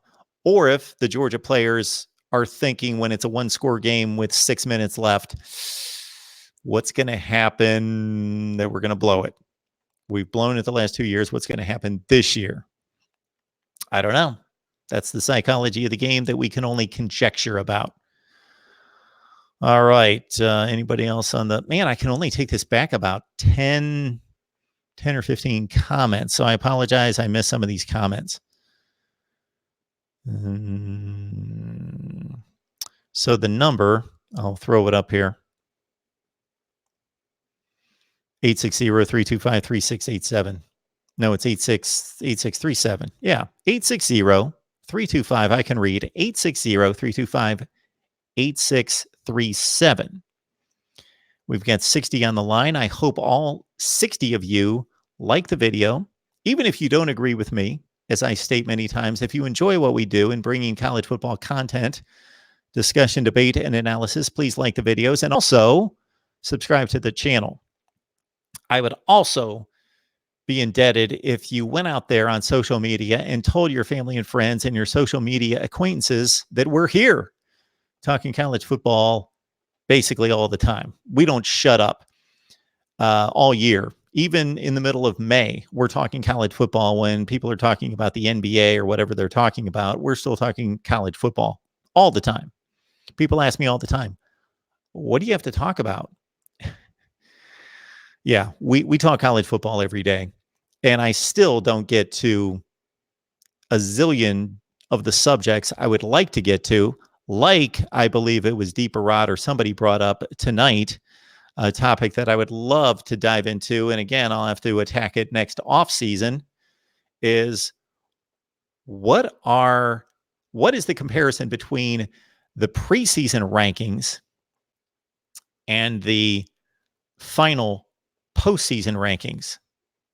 So which teams are given too much credit, over-evaluated, overrated consistently, versus what teams are undervalued in the preseason consistently? And look at the last 10 to 15 to 20 years of preseason polls versus the postseason polls to see what teams and programs are consistently overvalued and overrated in the preseason.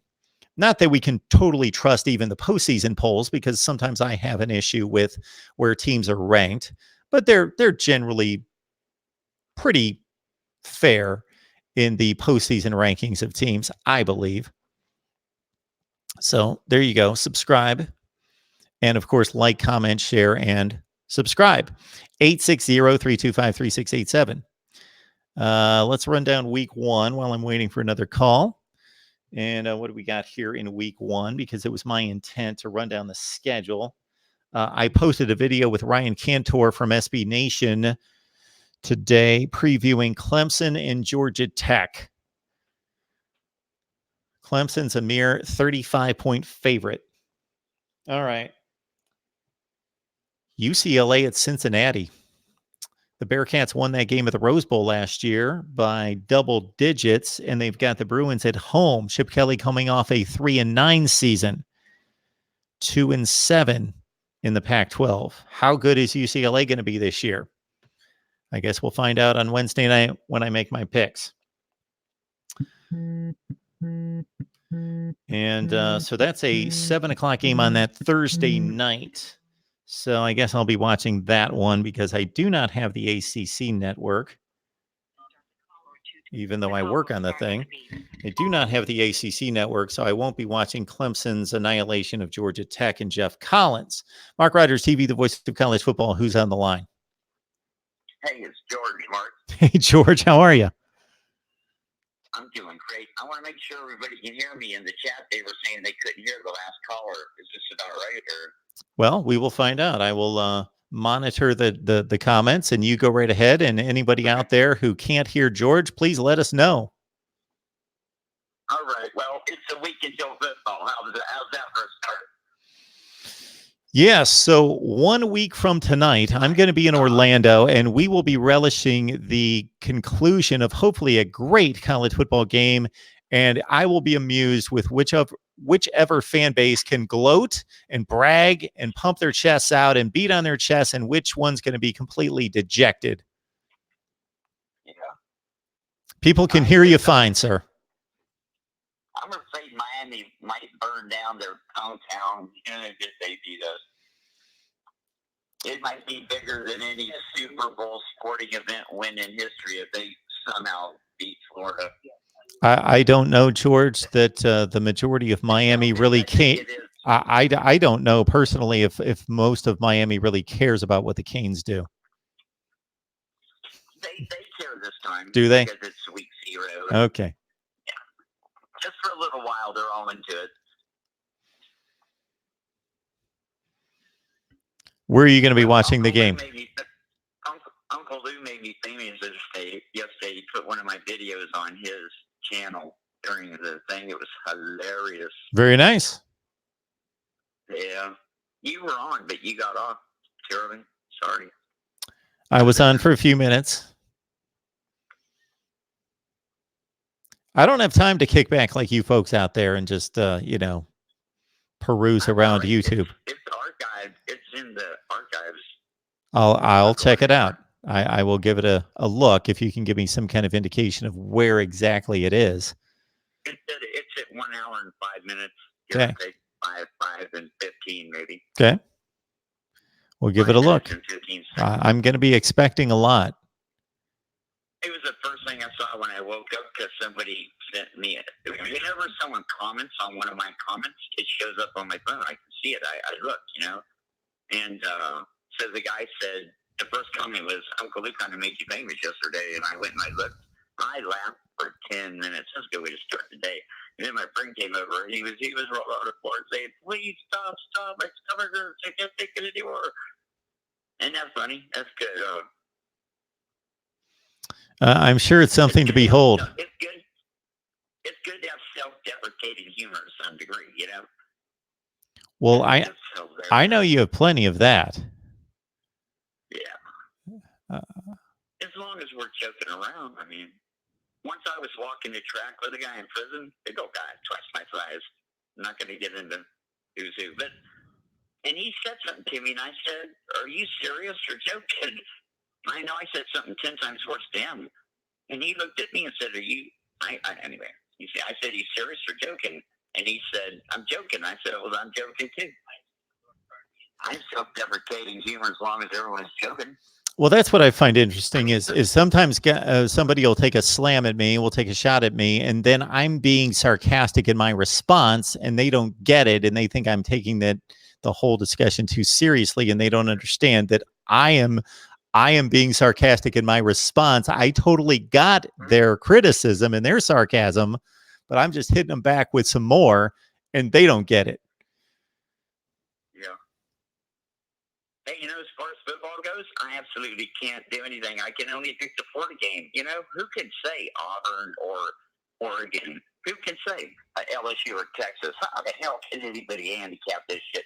Las Vegas is just picking a number, throwing it out there, and letting people get on that number. Is that what they do? Number. It doesn't mean anything. Everybody, it's 0-0, man. It's not 7-0 Miami.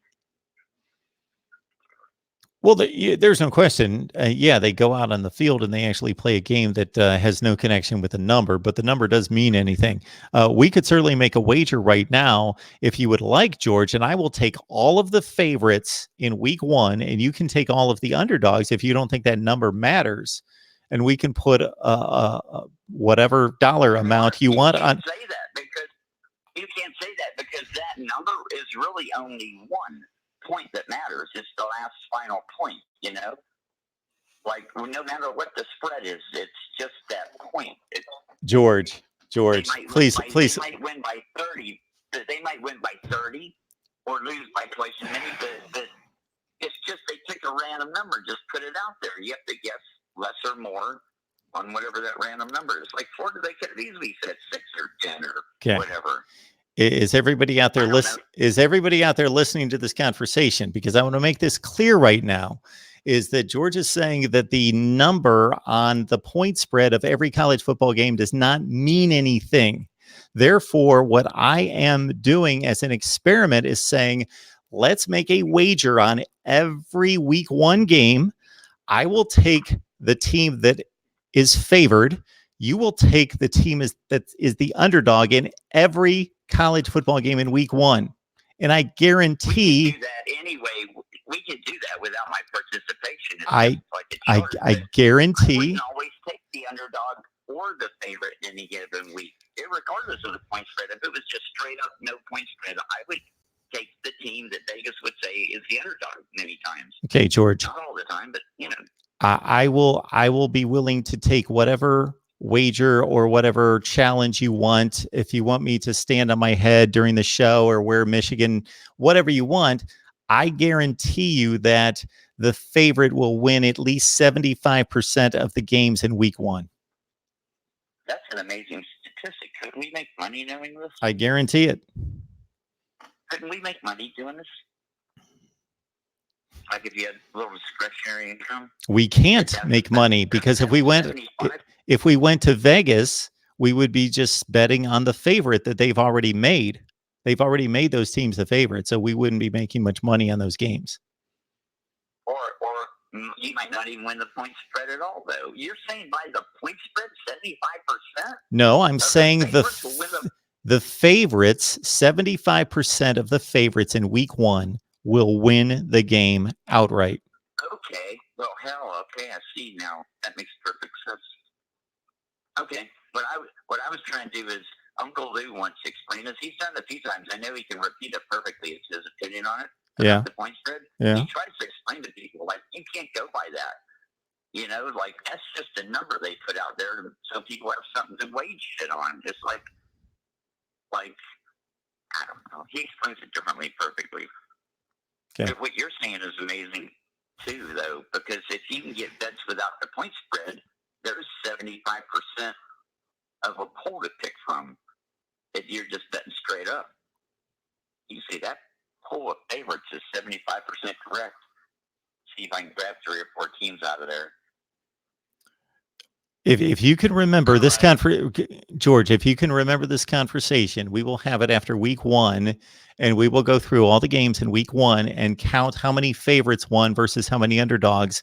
And I'm going to guarantee you that at least 75% of the favorites will win the games. That is amazing. Is that an always true thing, or just now?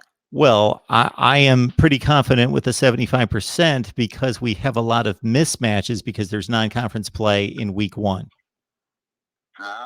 Once we get into the conference, well, that's not exactly what's coming to mind. Miami's a perfect example. Well, here's a perfect example. Kent State and Arizona State. Wow. Kent State, huh? Is Kent State going to get walloped? They should. Sure. They'll get walloped. I saw your video at Kent State. Yes, I'm a proud alum. That's where they shot those kids, huh? Yeah, that was a bit before my time. I was at Kent State. Well, we were having a controversy as to how to commemorate that. You had your folks that wanted to build some big, elaborate museum, and then you had your folks that just wanted a plaque in the ground. And there was this big fight over finances, and I, of course, had little opinion on it. I apologize to everybody out there because I had dyslexia tonight, and I mistyped the phone number for everyone. So it's not correct on the screen at 860-325-3687. So that's why I just had all you old timers calling me in because you already had the number. But anybody new. I put it on the screen, Mark. Well, I appreciate it. Hopefully somebody's liking this video.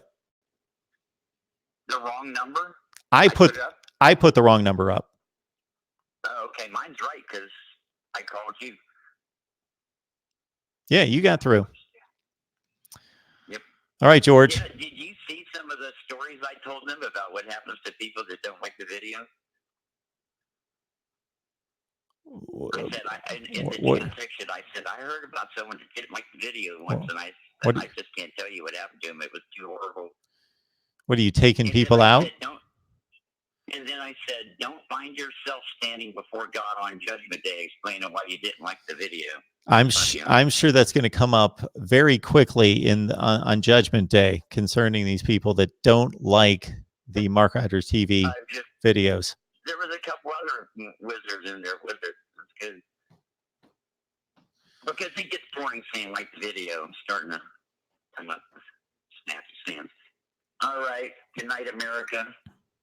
Go Gators. Beat Miami. All right. Yes, we shall see. What's your prediction? My prediction's coming up. I know that. I thought I might. It's always last minute. All right, George. Have a good night. You got a lot of Miami fans say Miami 16, Florida 17, or something like that. You think it'll be a defensive struggle with? We'll get that field goal at the end. Okay, 17-16. You're shying away from these ridiculous. You're shying away, George, from these ridiculous predictions you've made the entire offseason, like 50 to 10. It's going to be 41-17, but you have a big audience in Miami. You don't need to be telling them that. We tell it like it is, regardless of the criticism. All right, if that's what you think it is, let me know. I'll be watching. All right, George. I like your team. I think they're good. You're going to have a good season. Yeah. All right, George. Have a good one. Hey. Yep. Yeah. Good luck, Gators.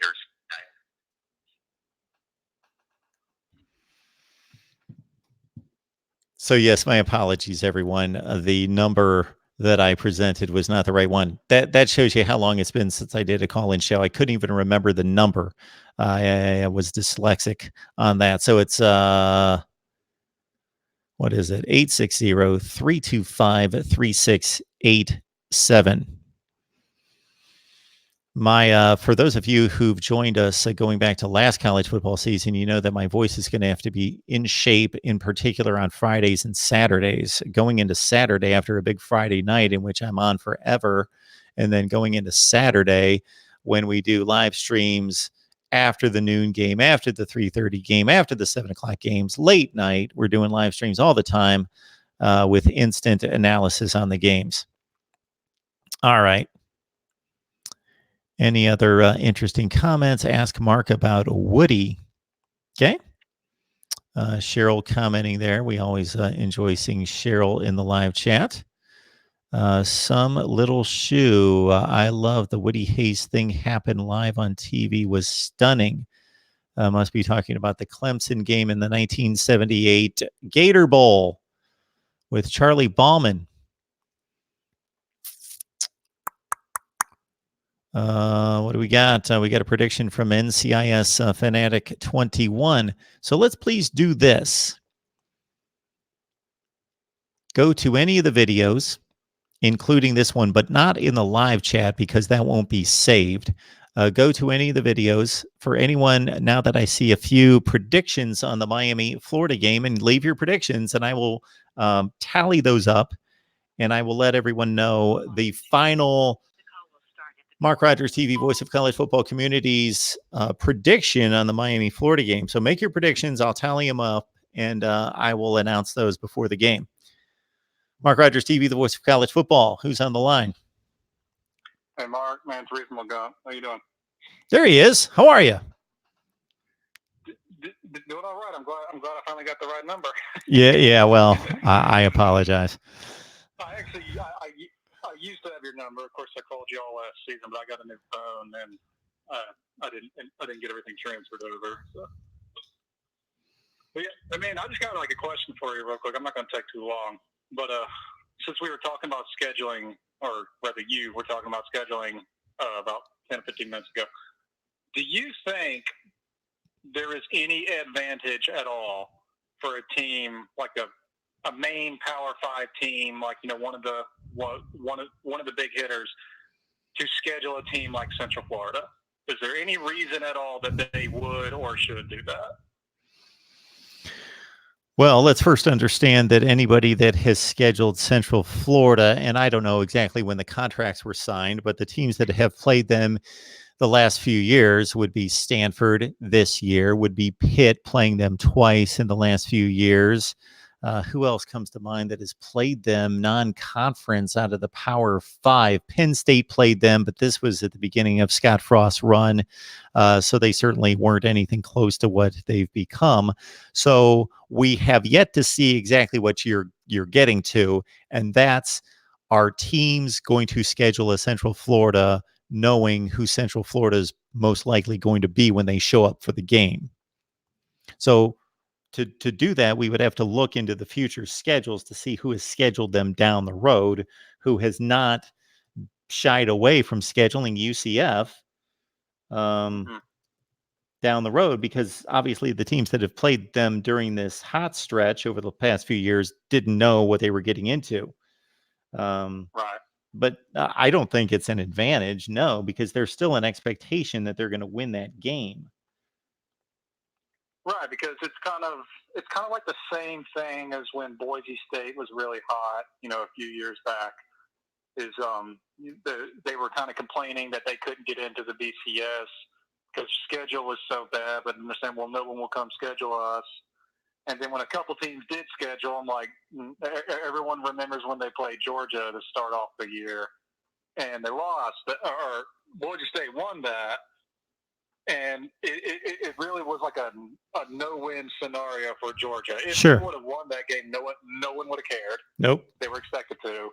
But then what ended up happening is they were just humiliated for playing that game, and Boise State still didn't have anything come of it. I think they actually ended up losing to Utah later that year anyway, so it didn't matter. But even if they would have finished out 12-0, they still weren't getting in a stone's throw of the BCS with only two teams like that.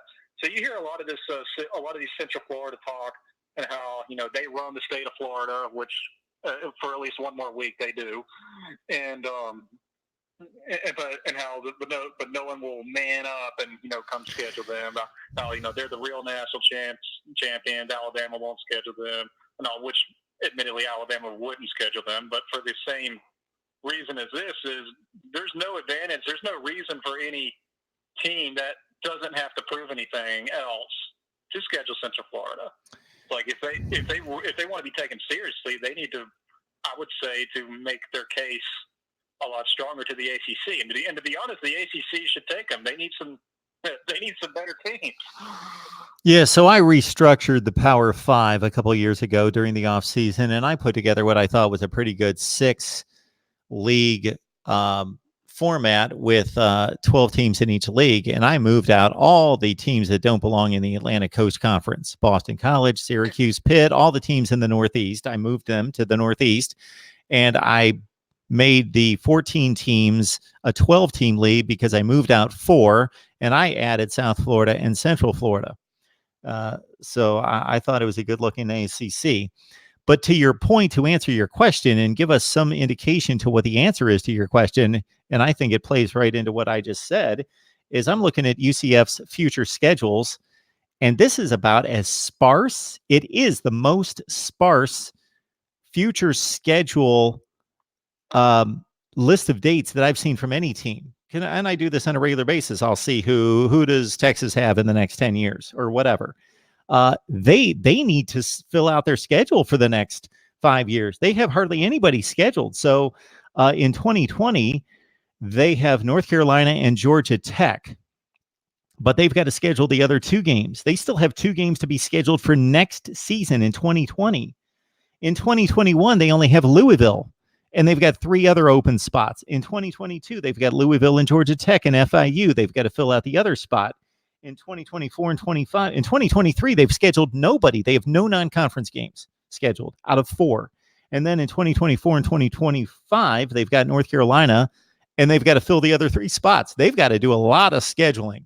So they're either procrastinating, or most likely is what's going on is what you're saying, is that nobody wants to schedule UCF, because if you take any team and look at their next 5 years of schedules, they're mostly 80 to 90% filled. Theirs is like 20% filled. So they're going to have to play somebody. Maybe it's a difference. Maybe Power 5 top schools tend to schedule farther out. Maybe. And maybe Group of 5 schools. I don't know. That's a complete shot in the dark. But Yeah, I was just curious what you thought about that. I know you're pretty hard on teams that don't go out and make the effort. I'm right there with you. I don't make any excuses for Alabama's last 2 years. Louisville and Duke is just embarrassing. It's unacceptable. Well, this is somewhat random, but I pulled up Cincinnati's future schedules going from 2020 through 2028, and they pretty much filled it out. They only have a few open slots. Well,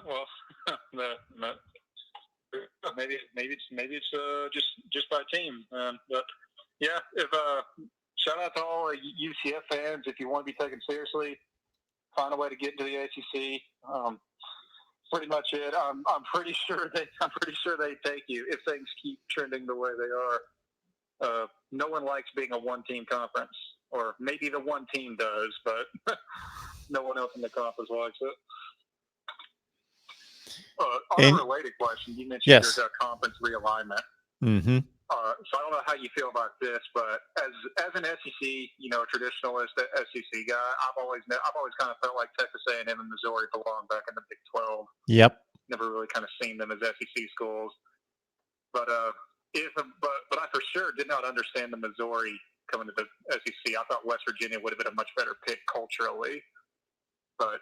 Anyway, if we could do another conference realignment, I would definitely move them back over to the Big 12 and just get the SEC back to 12 teams, because you and I both know they're not going to drop this 8 conference game thing, no matter how stupid it is. So, but put the SEC back at 12 teams. That way, we can start rotating the other division a lot more easily. So the current division is rotation format is just ridiculous. So I'm right in line with you. When I made these 6 power conferences out of 12 teams, it was easy for me to align the SEC. I just took out Missouri and Texas A&M, and I threw them back in the Big 12. That's what I did. I took West Virginia out, and then I added somebody else. I think it was Houston to the Big 12. But yeah, I never...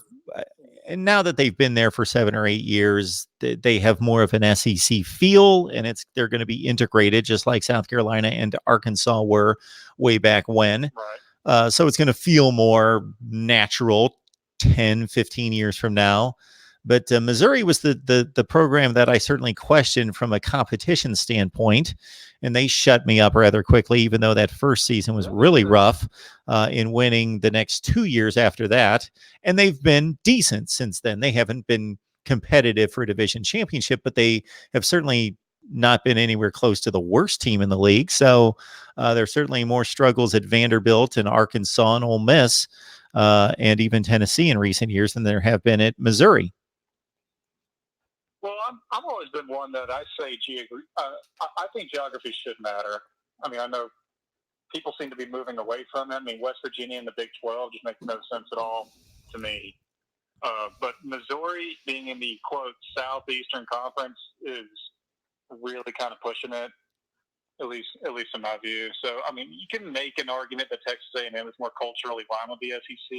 I still think it's kind of silly that they needed to throw away the Texas game every year.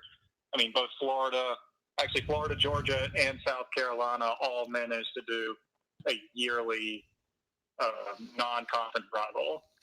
So I'm not really sure what went on there. When it was happening, I heard there was like bad blood between the two schools. But I just thought the Texas A&M rivalry was a big part of college football. I hated to see it go away. Just the same as with Notre Dame and Michigan State. Thought those have both been long since part of college football. And for some reason, when we do all these, when people want to start jumping conferences around, they seem to think that they need to lose things in order to gain that. And I don't really see a case for any of those things. I mean, hell, Notre Dame can be right now. They can easily do their 5 games in the SEC or the ACC, and they could have kept the Michigan game at least. So I don't really know what's going on there. I feel like schools seem to be trying to go for the money, and there's sacrificing a lot of just tradition all over the board. Maybe not just the games, but traditionally where these schools belong and where they've grown up and kind of made their statement. Texas A&M has always been, part of the Big 12 until recently. And yeah, you could say the same thing about Arkansas, I suppose, but that's just kind of my take. I kind of liked it where things the way they were from, I guess, the early 90s. A lot of people say the modern college football era began in 92, so you can say that, and then right around, I guess, 2013 something, I think is where everyone moved around. Not sure. Yeah, that's just kind of my take on it. Well, I do know that Notre Dame was the team that made the decision to pull out of the Michigan game each year because Michigan, I think Harbaugh was involved at that point, and he certainly was critical of it. So that was not a Michigan decision, even though they're tied to a 9-game conference schedule. And I know that there have been, for example, Steve Dace that we have on here on a regular basis has been, even though he loves the rivalry with Notre Dame, he sees the catch-22 in that if you're playing a 9-game season in conference and you always play Notre Dame, then for you to ever play another interesting game of note, then you're then loading up with Notre Dame and Texas or Florida or somebody, and then you have a really difficult schedule. So that's the one downside when other teams aren't playing that difficult of a schedule. I still think it's great, but everybody should be set to that standard, just like the SEC Eastern Division teams that play the ACC teams that they're rivals with, Clemson, Georgia Tech, etc. For them to play somebody else, they're obviously, if they're catching one of those teams like a Clemson, like a Florida State in the past, when they're really good, then they're scheduling somebody else on top of that. Then they certainly have a much more difficult schedule than most teams out there. Like, look at poor South Carolina. They're playing Clemson every year. So if they schedule somebody else, then yeah. Well, wasn't always like that, but no. Everyone kind of points the finger at Alabama for always keeping Tennessee. We're like, it was not that long ago in memory that Tennessee was really good. No, and I don't fault Alabama. When I cut on Alabama for the conference scheduling, that's not their doing. There are legitimate rivalries between the divisions. Auburn, Georgia, Alabama, Tennessee would be the two most in play, the most important ones. And I just don't think that the other rivalries need to stay intact. The other, when I say rivalries, that's in quotes. Is Mississippi State, Kentucky a rivalry? No. Why do they have to play every year? You don't have to do that with you can still build a schedule, drop the other ones, and that's going to make for more flexibility in scheduling, where you can make more fair schedules within conference. Keep the LSU Florida game, the Georgia Auburn game, and the Alabama Tennessee game, and then everybody else, you don't need. Texas A&M and South Carolina is not a rivalry. Why do they have to play every year? Makes no sense. No, that was very strange. I don't know why. I don't know why they didn't put Texas A&M with Missouri. I think they didn't want to kind of. They did the first 2 seasons, but then they flipped it. They didn't want to separate them. I think they didn't want to separate them. They wanted to integrate them. So they came up with, instead of Arkansas and LSU playing on Thanksgiving weekend like they were for so many years, that they wanted to integrate Texas A&M into that, and they made them that final weekend. And so they've been playing LSU the final week of the season for the last several seasons. And Arkansas and Missouri, they wanted to make that a rivalry on the last weekend of the season. Well, that's going away next year. Wait, that game's going to go away next year? Arkansas, Missouri? It's moving. Well, no, I don't know about Arkansas, Missouri, but the Texas LSU is being. Actually, no, it may be the same. I forget, but I know that for some reason, Alabama is playing Texas A&M the week before Thanksgiving. So then they may have to go play LSU immediately after that. Okay. I don't know. The SEC did a lot of moving around on their schedule for next year. It's kind of strange. Auburn has to go. Auburn now has to play Georgia and Texas A&M back-to-back in the earlier part of the year. And then at the end, they have to play LSU right before Alabama. Or Alabama, conversely, has to play Texas A&M right before Auburn. So for some reason, the SEC wants a lot of their huge hitting games all happening at the same time. Kind of strange. Yeah. Certainly the SEC is the gold standard. The Big Ten's right behind in regards to all the measurements we've talked about, the winning, but more than that, the resources, the facilities, the rear ends in the seats, the ratings on TV, and so forth. But you would think this would hurt most conferences, but it doesn't hurt the SEC playing that next to last weekend of scrimmage games, where if you watch the games on TV, like I remember last year, I think the best CBS could do in putting together a game that second to last weekend was like they aired like the Tennessee-Kentucky game or Missouri and somebody. I forget what game it was, but I was thinking, well, yeah, nobody else is playing. So this is the only SEC game that they've got going, and this is the national game in the SEC. But the SEC has not suffered from that, so that's what they want to do. Well, at least from my personal standpoint, I'll only have to put up with this Alabama plays nobody rhetoric for one more year. Next year, we have Georgia on the regular season. Then go ahead and throw in the LSUs, the Texas A&M's, Auburn should be at least decent. And then once you throw in, and then our non-con, we got Urban Meyer and USC. So, schedule to finally brag about. If some criticisms of Urban Meyer are true, and you'll get this, maybe he's going to sign with USC, but he's going to put some stipulation in his contract that he's going to delay that a year. They're going to have to find an interim coach or keep Helton around, and he's going to kick in and start coaching in 2021. Because isn't that a typical storyline that Alabama fans throw that out there, that Nick Saban and Alabama kicked him out of the SEC? That's a storyline that I've heard. It's not one that I've ever. Well, I don't think I'm not sure how popular that is. The main storyline that I subscribe to is, and it's just we've literally watched it happen twice. Is some things started to catch up to him at Florida. Had a kind of a down year. Immediately got out of there, claiming health reasons. And then went to Ohio State after doing 1 year broadcasting. Same thing, had an instant success, won a national championship. Then some things started to catch up to him, as we all know about last year and all the controversies and everything. What happens? Health reasons come up again. He gets out, and guess where he is, broadcasting. And where's Fox? In California. Well, one more.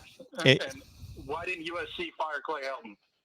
What possible reason could they have had to not fire a coach that went 5-7 at USC? Because they're just waiting around. They're waiting 1 year to make it look good. My personal take. That's my opinion. That will be something else if he hooks up with USC, boy. I think, and I'm not going to dismiss the rest of the conference, but compared to what he's seen at the SEC in the Big Ten, I got to think, boy, he could clean up there. I think it would be just like Ohio State. He would go 12-0 on the first season. I don't see any way possible that he shouldn't immediately win a Pac-12 championship. Well, he's got to. If he went next season, then that 12-0 would be him beating Alabama. So I'm not too confident on that. But yeah, sure. But as far as he should absolutely run the table on the Pac-12. He's look. As much as me and Georgia fans and everyone like to make fun of Urban Meyer, he is easily top 5, probably top 3 coaches right now.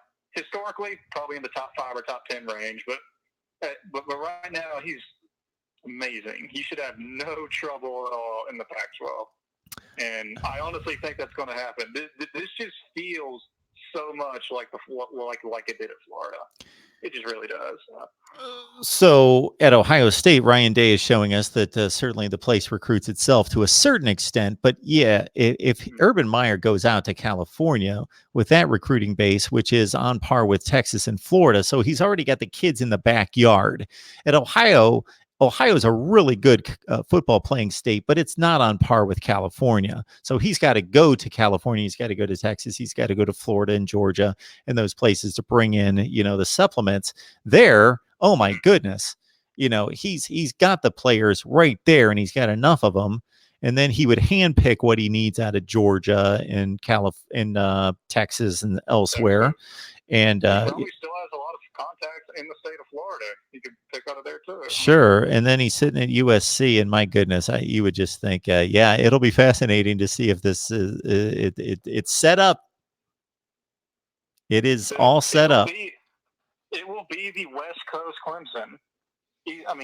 Clemson has their right. It is Clemson head, shoulders, feet, stomach, knees, feet above the rest of the schools in the ACC. All they have to do is win their conference and they're in. If Urban Meyer goes to USC, it will be just a West and East Coast Clemson and USC. They will make the playoff every year.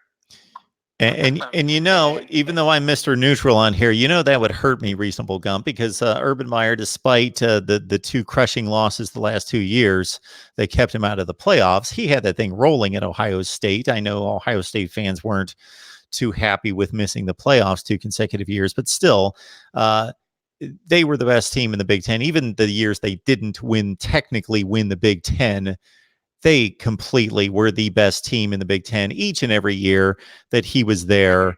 And, the guy went 86-9 at Ohio State. And it was unbelievable. Unbelievable. And I got to imagine that you would be feeling exactly the way Florida fans have been feeling for a while now. Yeah. It appears to be seen. Yeah, it appears as though Ohio State's going to be better equipped to recover and stay on that top line than Florida was. But that's what I was about to say. He seemed to have left Florida on a down It's kind of as an imagery. He kind of let him fall down the stairs and just ran off. Whereas Ohio State, it remains to be seen this year what happens. No one knows. But I predict Ohio State I actually predict Ohio State to make the playoffs this year. I don't think they can dodge it again. I don't see Michigan beating them. Maybe Michigan will look better on paper like they did last year. But just as I've made multiple comments about this in writing, but basically, you make more money right now betting on Ohio State to beat Michigan. Even if you're wrong one year, you're going to be right most years. So you'll make more money doing that. This football power index just mystifies me, where Michigan has like a 40-some% chance of making the playoff and winning the Big Ten. Those numbers are generally the same because, of course, if you win your conference, you most likely make the playoff. Not all the time, of course. It's only a 4 out of 5 deal. But Ohio State's at less than the last time we looked at these numbers a few weeks ago. Ohio State was at less than 1% to go to the playoff. They were at 6% to win the Big Ten. I actually think I saw that. That is such foolishness. You're telling me that if it was realistic for us to play 100 college football seasons, that Ohio State would only win the Big Ten 6 times. That's ridiculous. When they've dominated the conference for 15 years. You can't. Just because a lot of things happen in one year to one school, you can't discount everything that you've seen with your own eyes. All right, it's not like Ohio State's entire talent roster left. Yeah, it's still the best roster in the conference. It's not. Yeah, I'm not going to say it's not close. I think Michigan is kind of in the realm of being close. Yep. But and Ohio State has to replace their quarterback. But other than Dwayne Haskins, Ohio State has done what they've done without a superstar quarterback. Yep. So even if Justin Fields doesn't live up to being the most highly recruited player when he was signed with Georgia. No, is anyone in their right mind telling us that he's going to be awful and they're going to have to replace him 2 games in? No. All right. He's going to be good enough to let Ohio State do what they've been doing. The wild card for me really is how big of a drop off, or if there even is one, is Ryan Day going to be? Now I think it's smart to assume there will be. I think if Nick Saban quit tomorrow, literally anyone else in the college football world would be a drop off. All right, I don't care who they are, and that's not me downplaying all the coaches out there. It's just a fact. Sure. So pretty much anyone from Urban Meyer, unless it's Dabo Swinney or Nick Saban, you would think is going to be a drop off. The question is how big of one. To be honest, I don't think it's going to be that big of a drop off at all. I think the team likes Ryan Day. Did you see how well they played in the first 3 games last year? Sure. They absolutely annihilated everybody. Now their defense could have used some work, but they seem to play more happier and better during those first 3 games. So I was looking at something today, Reasonable Gump, where Ohio State's defensive ranking last year was 71st in the country. They were awful on defense. Now they were much better the last 3 games. They pulled it together the last 3 games to a certain extent. They weren't dominant, but they were much better. They figured something out. Now, that's not because the players were worse. I looked at the previous 3 seasons. They were top 10 in the nation in defense. They were number 6, 4, and 9. And there was no drop off in talent. So they just schemed horrifically with Greg Schiano. They got him out of the way now. If they come back to being a top 10 or 15 defense, because the personnel says that they should be, then wow, they will dominate the Big Ten this year.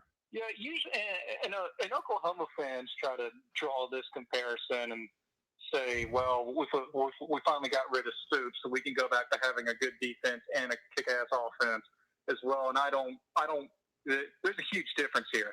Oklahoma doesn't have any sort of talent on defense. They haven't recruited that. Ohio State, I think, is very plausible to go from 71st back up to top 15. I'm not going to say top 10, but because I think it'll take more than just a summer's worth of different scheming to fix all that. But easily, I think they could jump up to top 15, maybe 11 or something defense. I think that's plausible because of what you said. They have all the talent there. They just didn't have anyone who knew what they were doing to be able to fix all the problems. Now, I will also say Ohio State's defense should have been able to be like top 50 without a coach. All right, so I think there's probably a lot more going on up there. So, but to be 71st was just not acceptable at all. But yeah, I mean, I think you're right. I don't think I think they're going to go back to having pretty much top 20 in basically everything, top 15 and top 10 in most positions. I don't see them having much trouble with most of the conference. Their out-of-conference schedule is a joke, like Alabama's. Yep.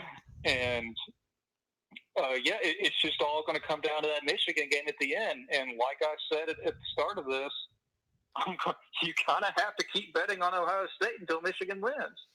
Michigan was supposed to win last year. They were supposed to kill them, actually, on paper. Mm-hmm. But they got annihilated to the degree that I've rarely seen a rivalry game get out of control like that, particularly the wrong way. And my defense for Michigan, it's a defense on one hand, but on the flip side, it's an interrogation. I'm losing the word I'm looking for here, but it's an indictment.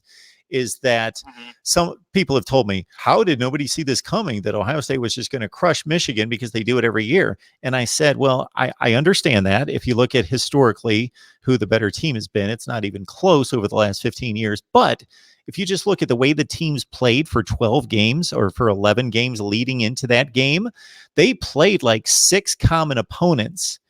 And there was only one common opponent that they played basically the same, and that's Michigan State. They both generally did the same against Michigan State.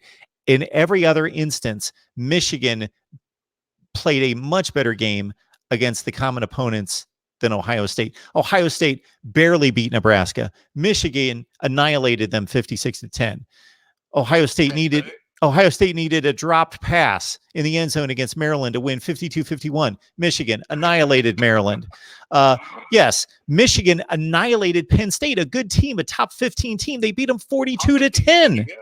They gave up a touchdown with like 30 seconds left in the game. Otherwise, they beat them 42-3. Ohio State had to come up with a miracle rally to beat them by 1 point.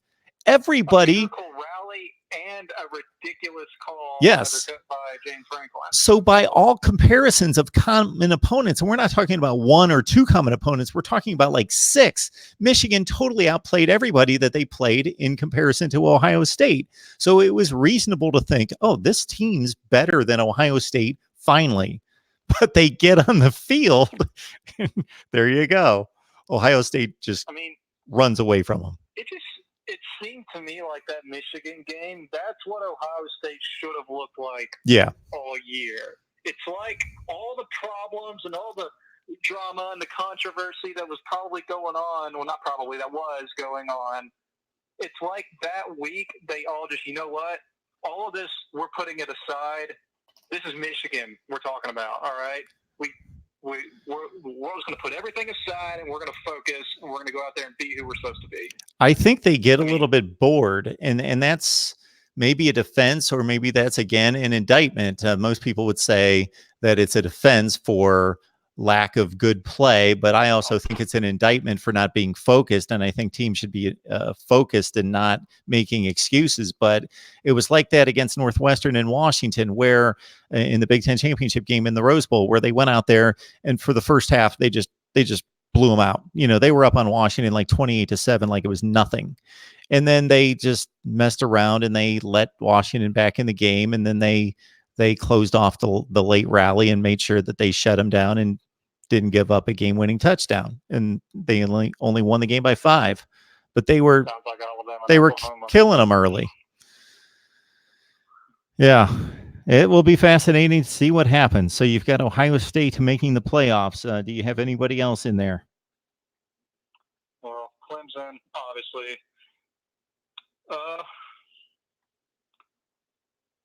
You know what? I'm going to go ahead and go out on a limb here. I've got Alabama and Georgia.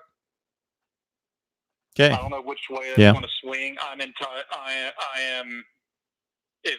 So you know what? I'll go ahead and pick. I'm going to say Georgia goes 12-0. I don't see anyone who's going to stop them in the East. I say Georgia goes 12-0 and loses to Alabama in the championship game, but Alabama, so Alabama makes it, but Georgia makes it on a 12-1. It would be kind of like the argument everyone wanted for Georgia last year, but their indictment was getting blown out by LSU. I don't really understand why people never brought that up or didn't want to bring that up. It's like, I'm sorry, but you would have been in if you didn't get killed by LSU. So I think this year it's going to be the same thing, except they don't have being killed by LSU, and I think Georgia will get in. God, I would really, really love to see Alabama Clemson play in round 1 and Georgia and Ohio State play also in round 1, because we need the Alabama Clemson drama going on there. But at the same time, the same night, you'll also have Justin Fields at Ohio State playing Jake Fromm in Georgia. That would be great. So, yeah, but I can't see how they would be matched up like that with the numbers. There's no way. There's no way Georgia would be like 4, but Ohio State being 1 and number 1 in the nation. As we've discussed a reasonable gump a number of times, and they've been fascinating discussions, this is what the college football world wants. They want these titanic programs when they're on top of their game. We don't want to see USC in this year. They're not ready for it. But, you know, we were robbed of Ohio State and Alabama in 2015 because Ohio State slipped up once and didn't get in. And then we see Michigan State in there, and we see a Washington in there, and we see these teams that aren't quite up to it. But, you know, we've been robbed of these, some more titanic matchups like that, especially coming off what happened in 2014. If we would have seen those two teams on the field again in 2015, that would have been just tremendous. Everyone really did want that. I mean, I was watching that, I think it was the Big Ten championship where Ohio State blew it to, no, wait. I don't know. Ohio State blew it to like Michigan State or something, so they got in over them. Yes. And and Alabama shut them out, destroyed them, dismantled them. Yes. All the above.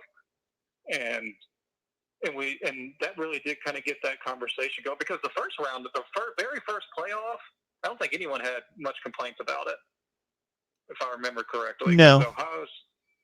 Okay, so you got Alabama and Ohio State in the first round, and Ohio State won that. Although I guess the Florida State Oregon game was pretty one-sided, but no one saw that coming. No.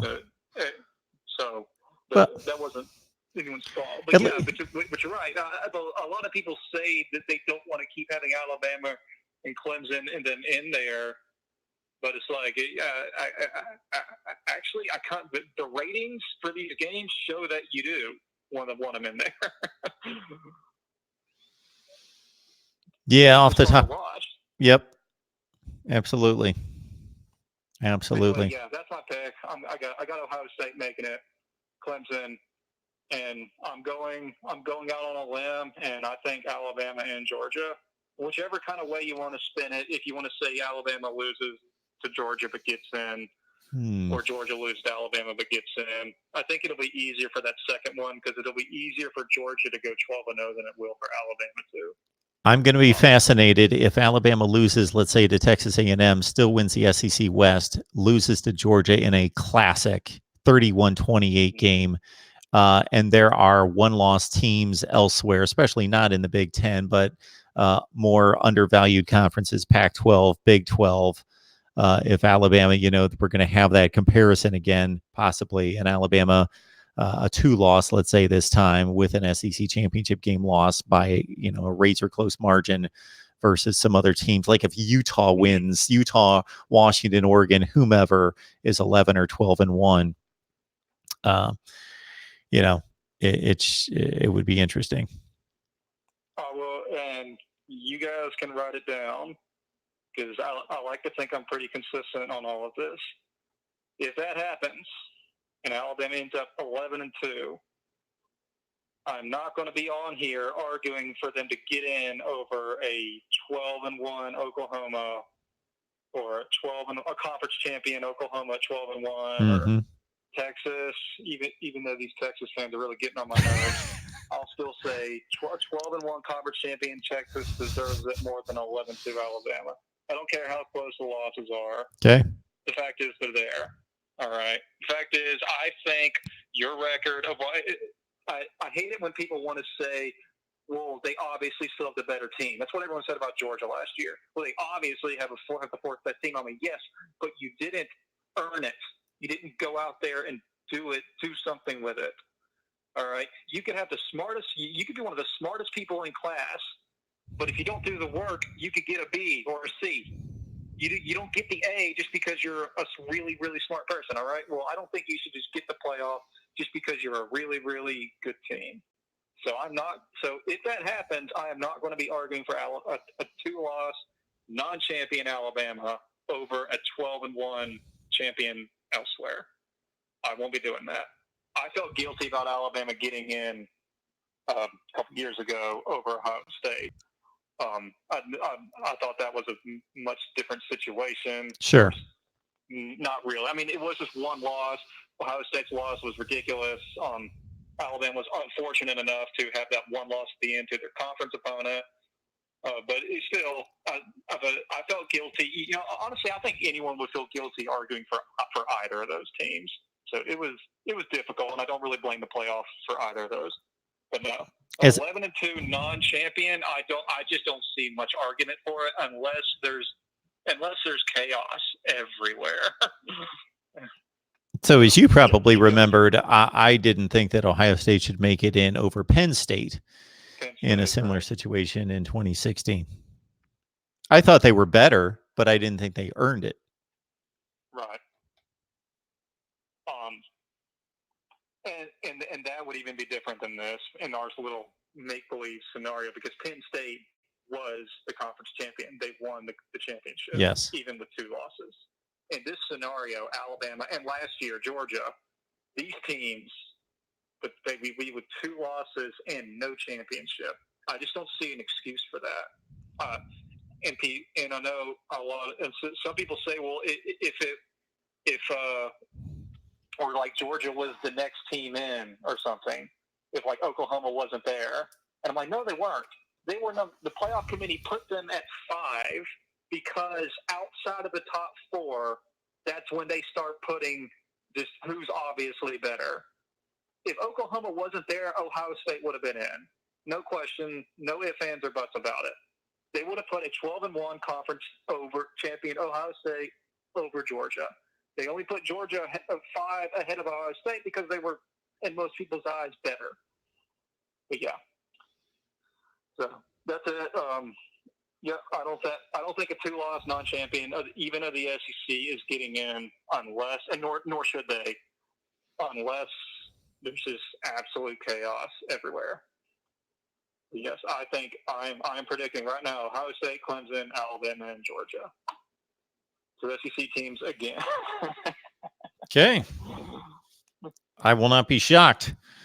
Reasonable Gump, thank you so much for the call. Thank you, man. Have a good night. Talk to you later, all right? Yep. All right. Yes, 2 from the SEC will not surprise any of us. Could there possibly be 2 from another conference? Now, I think that all should depend on how well they play out of conference. Trouble is for the Big Ten in particular, they don't have enough marquee non-conference games to prove that. Notre Dame, Michigan, that's pretty much it. Unless Northwestern goes on some kind of run that nobody can anticipate. Deep Barat, let's understand that Colorado, yes, they won it all, and this is what's wrong with college football history and the course of national championship designation, is that Colorado and Georgia Tech split a national championship in 1990. Georgia Tech went 13-0. They did not play a team, maybe one or two barely ranked teams in the regular season.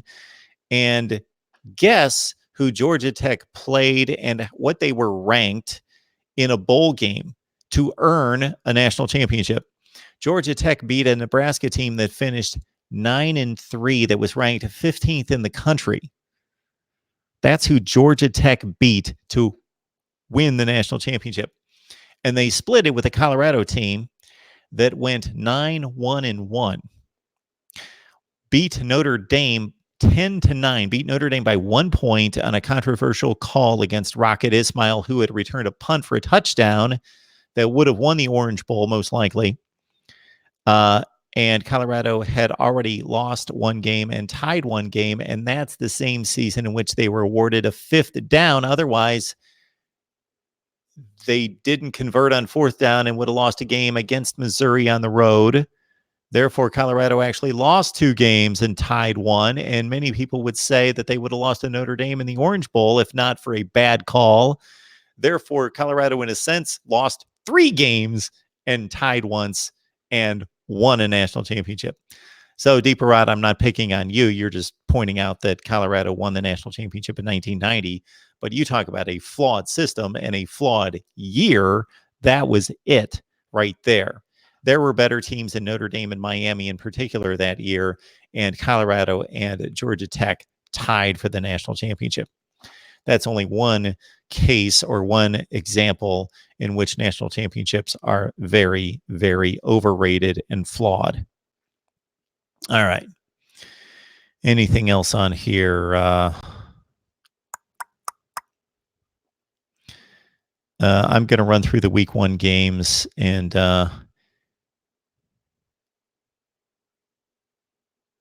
you guys have a good time in the chat.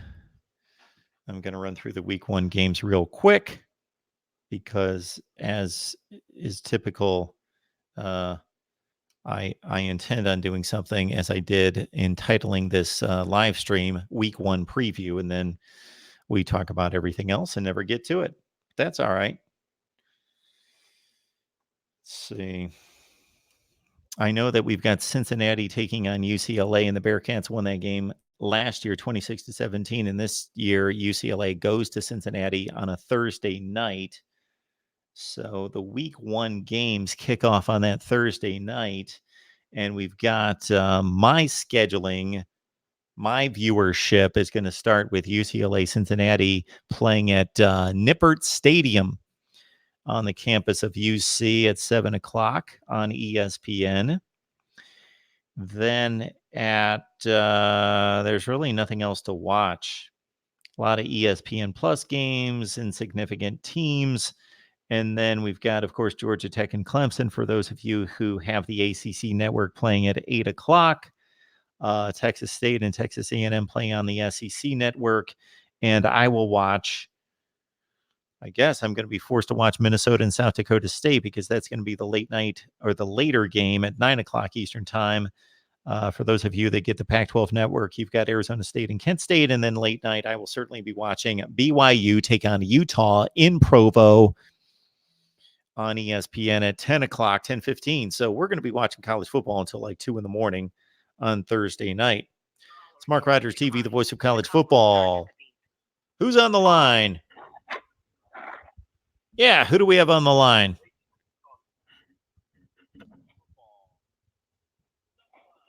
Hello? Yes.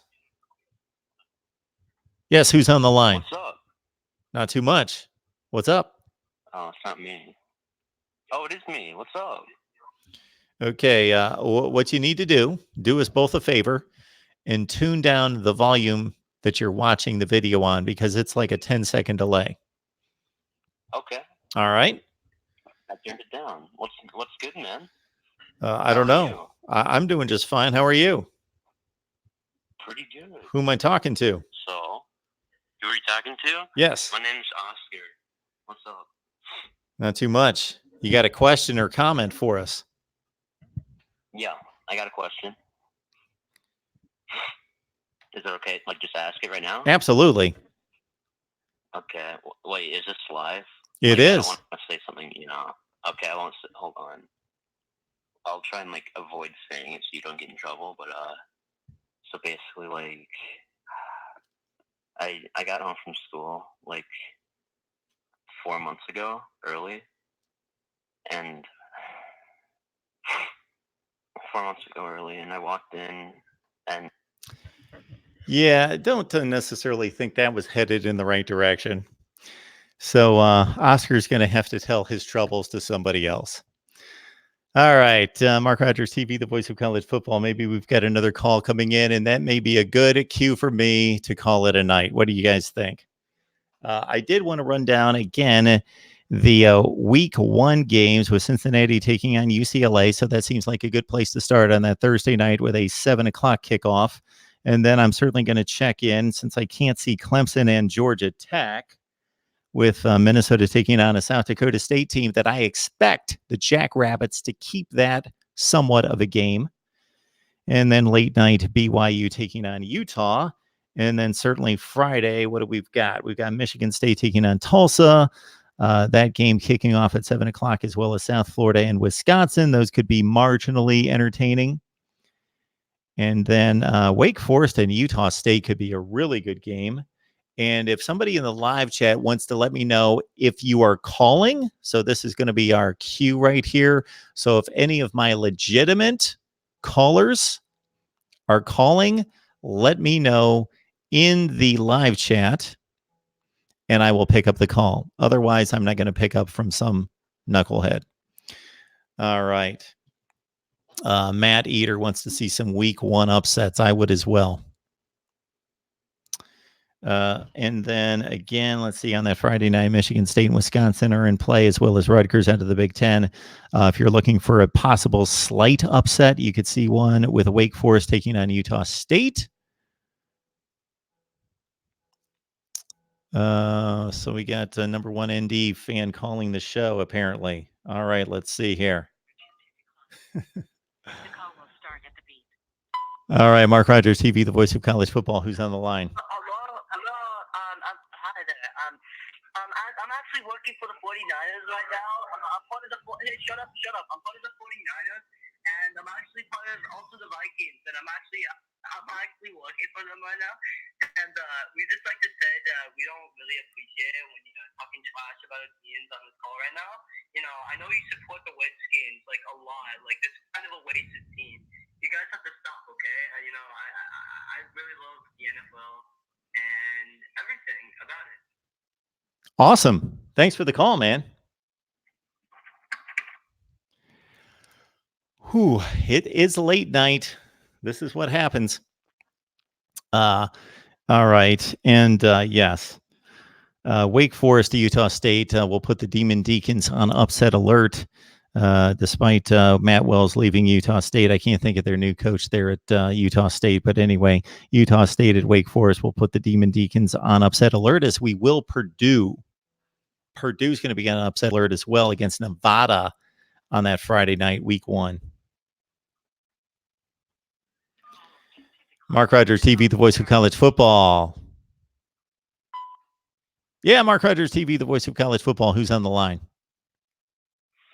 Hey, it's me, Oscar. I think there might have been a glitch, so I don't know. Like it hung up. Yes, Oscar. Anyways, What is your home, what? Yes, what is your college? Your my uncle's car was like, yes. Outside. It was just my dad and my uncle. This may be a story this may be a story for somebody else on another call-in show. I think you've got the wrong call-in show, Oscar. Walk in, and what do I see other than my dad? Yes, the setup needs to be a little bit more clever than that. Yes, absolutely. Trolling again. So, all right. And Colorado State. Of course, they get together, and Oscar is relentless. All right. Very good. Colorado State is our 10 o'clock game on Friday night. And we also have Oklahoma State taking on Oregon State, the battle of the OSUs. And then, Saturday, I'm not going to go through all the games because we've been on here for 2+ hours, 3 hours. Oh, my goodness. I had a 10 o'clock live stream. Everyone, thank you so much for the support. Thank you. And I will let you know again that our content coming up this season will look something like this. Sunday at either 11 a.m. or noon, we're going to do a live stream each and every week, call-in show on SD1 Sports. On Sunday and Monday, I'm going to provide 3 game previews on SD1 Sports. On Monday, my college football, Voice of College Football newsletter. So please contact me at markriderstv@gmail.com. Contact me at markriderstv@gmail.com as I ignore the phone calls coming in. markriderstv@gmail.com, and let me know your email address, and we'll get you that newsletter that comes out each and every Monday. Of course, we've got our big Wednesday lineup with Florida State at 7, Miami at 8, and Ohio State at 9 o'clock Eastern time. I'm going to cut a video and outline the live stream schedule each and every week, so you don't have to take all this down. Late Wednesday, early Thursday, my predictions will come out at our link at the Voice of College Football Community. So go to that link that you find in the description section below as people continue to try to call in, probably Oscar. The link is down in the description section below, where you can find our Voice of College Football Community and get all my predictions there. Thursday, I'm looking to work out my schedule to where we can provide a live stream leading into the Thursday night games, and probably the first half of the Thursday night games. And then, of course, you know me, we'll jump on here for post-game analysis after that as well. Friday, pretty much the same thing. We've got games on Friday. I'll be on before and after the games most of the time. And then, oh my goodness, you know what the deal is on Saturday. And if you have yet to be on board for Mark Rogers TV, the voice of college football during a college football season, Saturday is nuts. Last season, I did do a pregame from 10 to noon, but that got to be just a little bit much because I was up until like 4 a.m. the night before. And I will leave that up to Uncle Lou. He does a nice little pregame. I've not seen it, but I'm sure it's great. And so he sits and watches College Game Day, and you guys jump on board with Uncle Lou during the pregame. And then certainly I will be on after the noon games, the 3:30 games, the 7 o'clock games, the late night games with instant analysis, taking your calls throughout the days on Saturdays. Now, I do have a bit of a personal life. I know it's not much of one, but I do have a bit of one where I may be taking some weekend trips. So we'll see how that works out. But there are some finer things in life that I will indulge in. And therefore, yes, you may see a little bit less of me on some weekends. Not many, but a few weekends throughout the college football season. All right, folks, thank you so much. The content will keep coming. We'll have predictions available on Wednesday night. I'm going to be on all night Wednesday night because we're going to do our 3-hour block. And then I'm going to jump on here with my predictions, whatever they're going to be. I certainly don't know at this point, but we'll see what those turn out to be. I'm thinking right now, I'm feeling North Carolina ACC, Vandy SEC. I really like Iowa in the Big Ten. TCU in the Big 12, Utah. Who knows? So anyway, thank you so much for your support. Please remember to like the videos, comment, subscribe, do all those good things. Share the videos out there in social media. Thank you so much. I can never thank you enough. I am going to, I've got it on my to-do list to produce a few shout out videos because you guys certainly deserve it.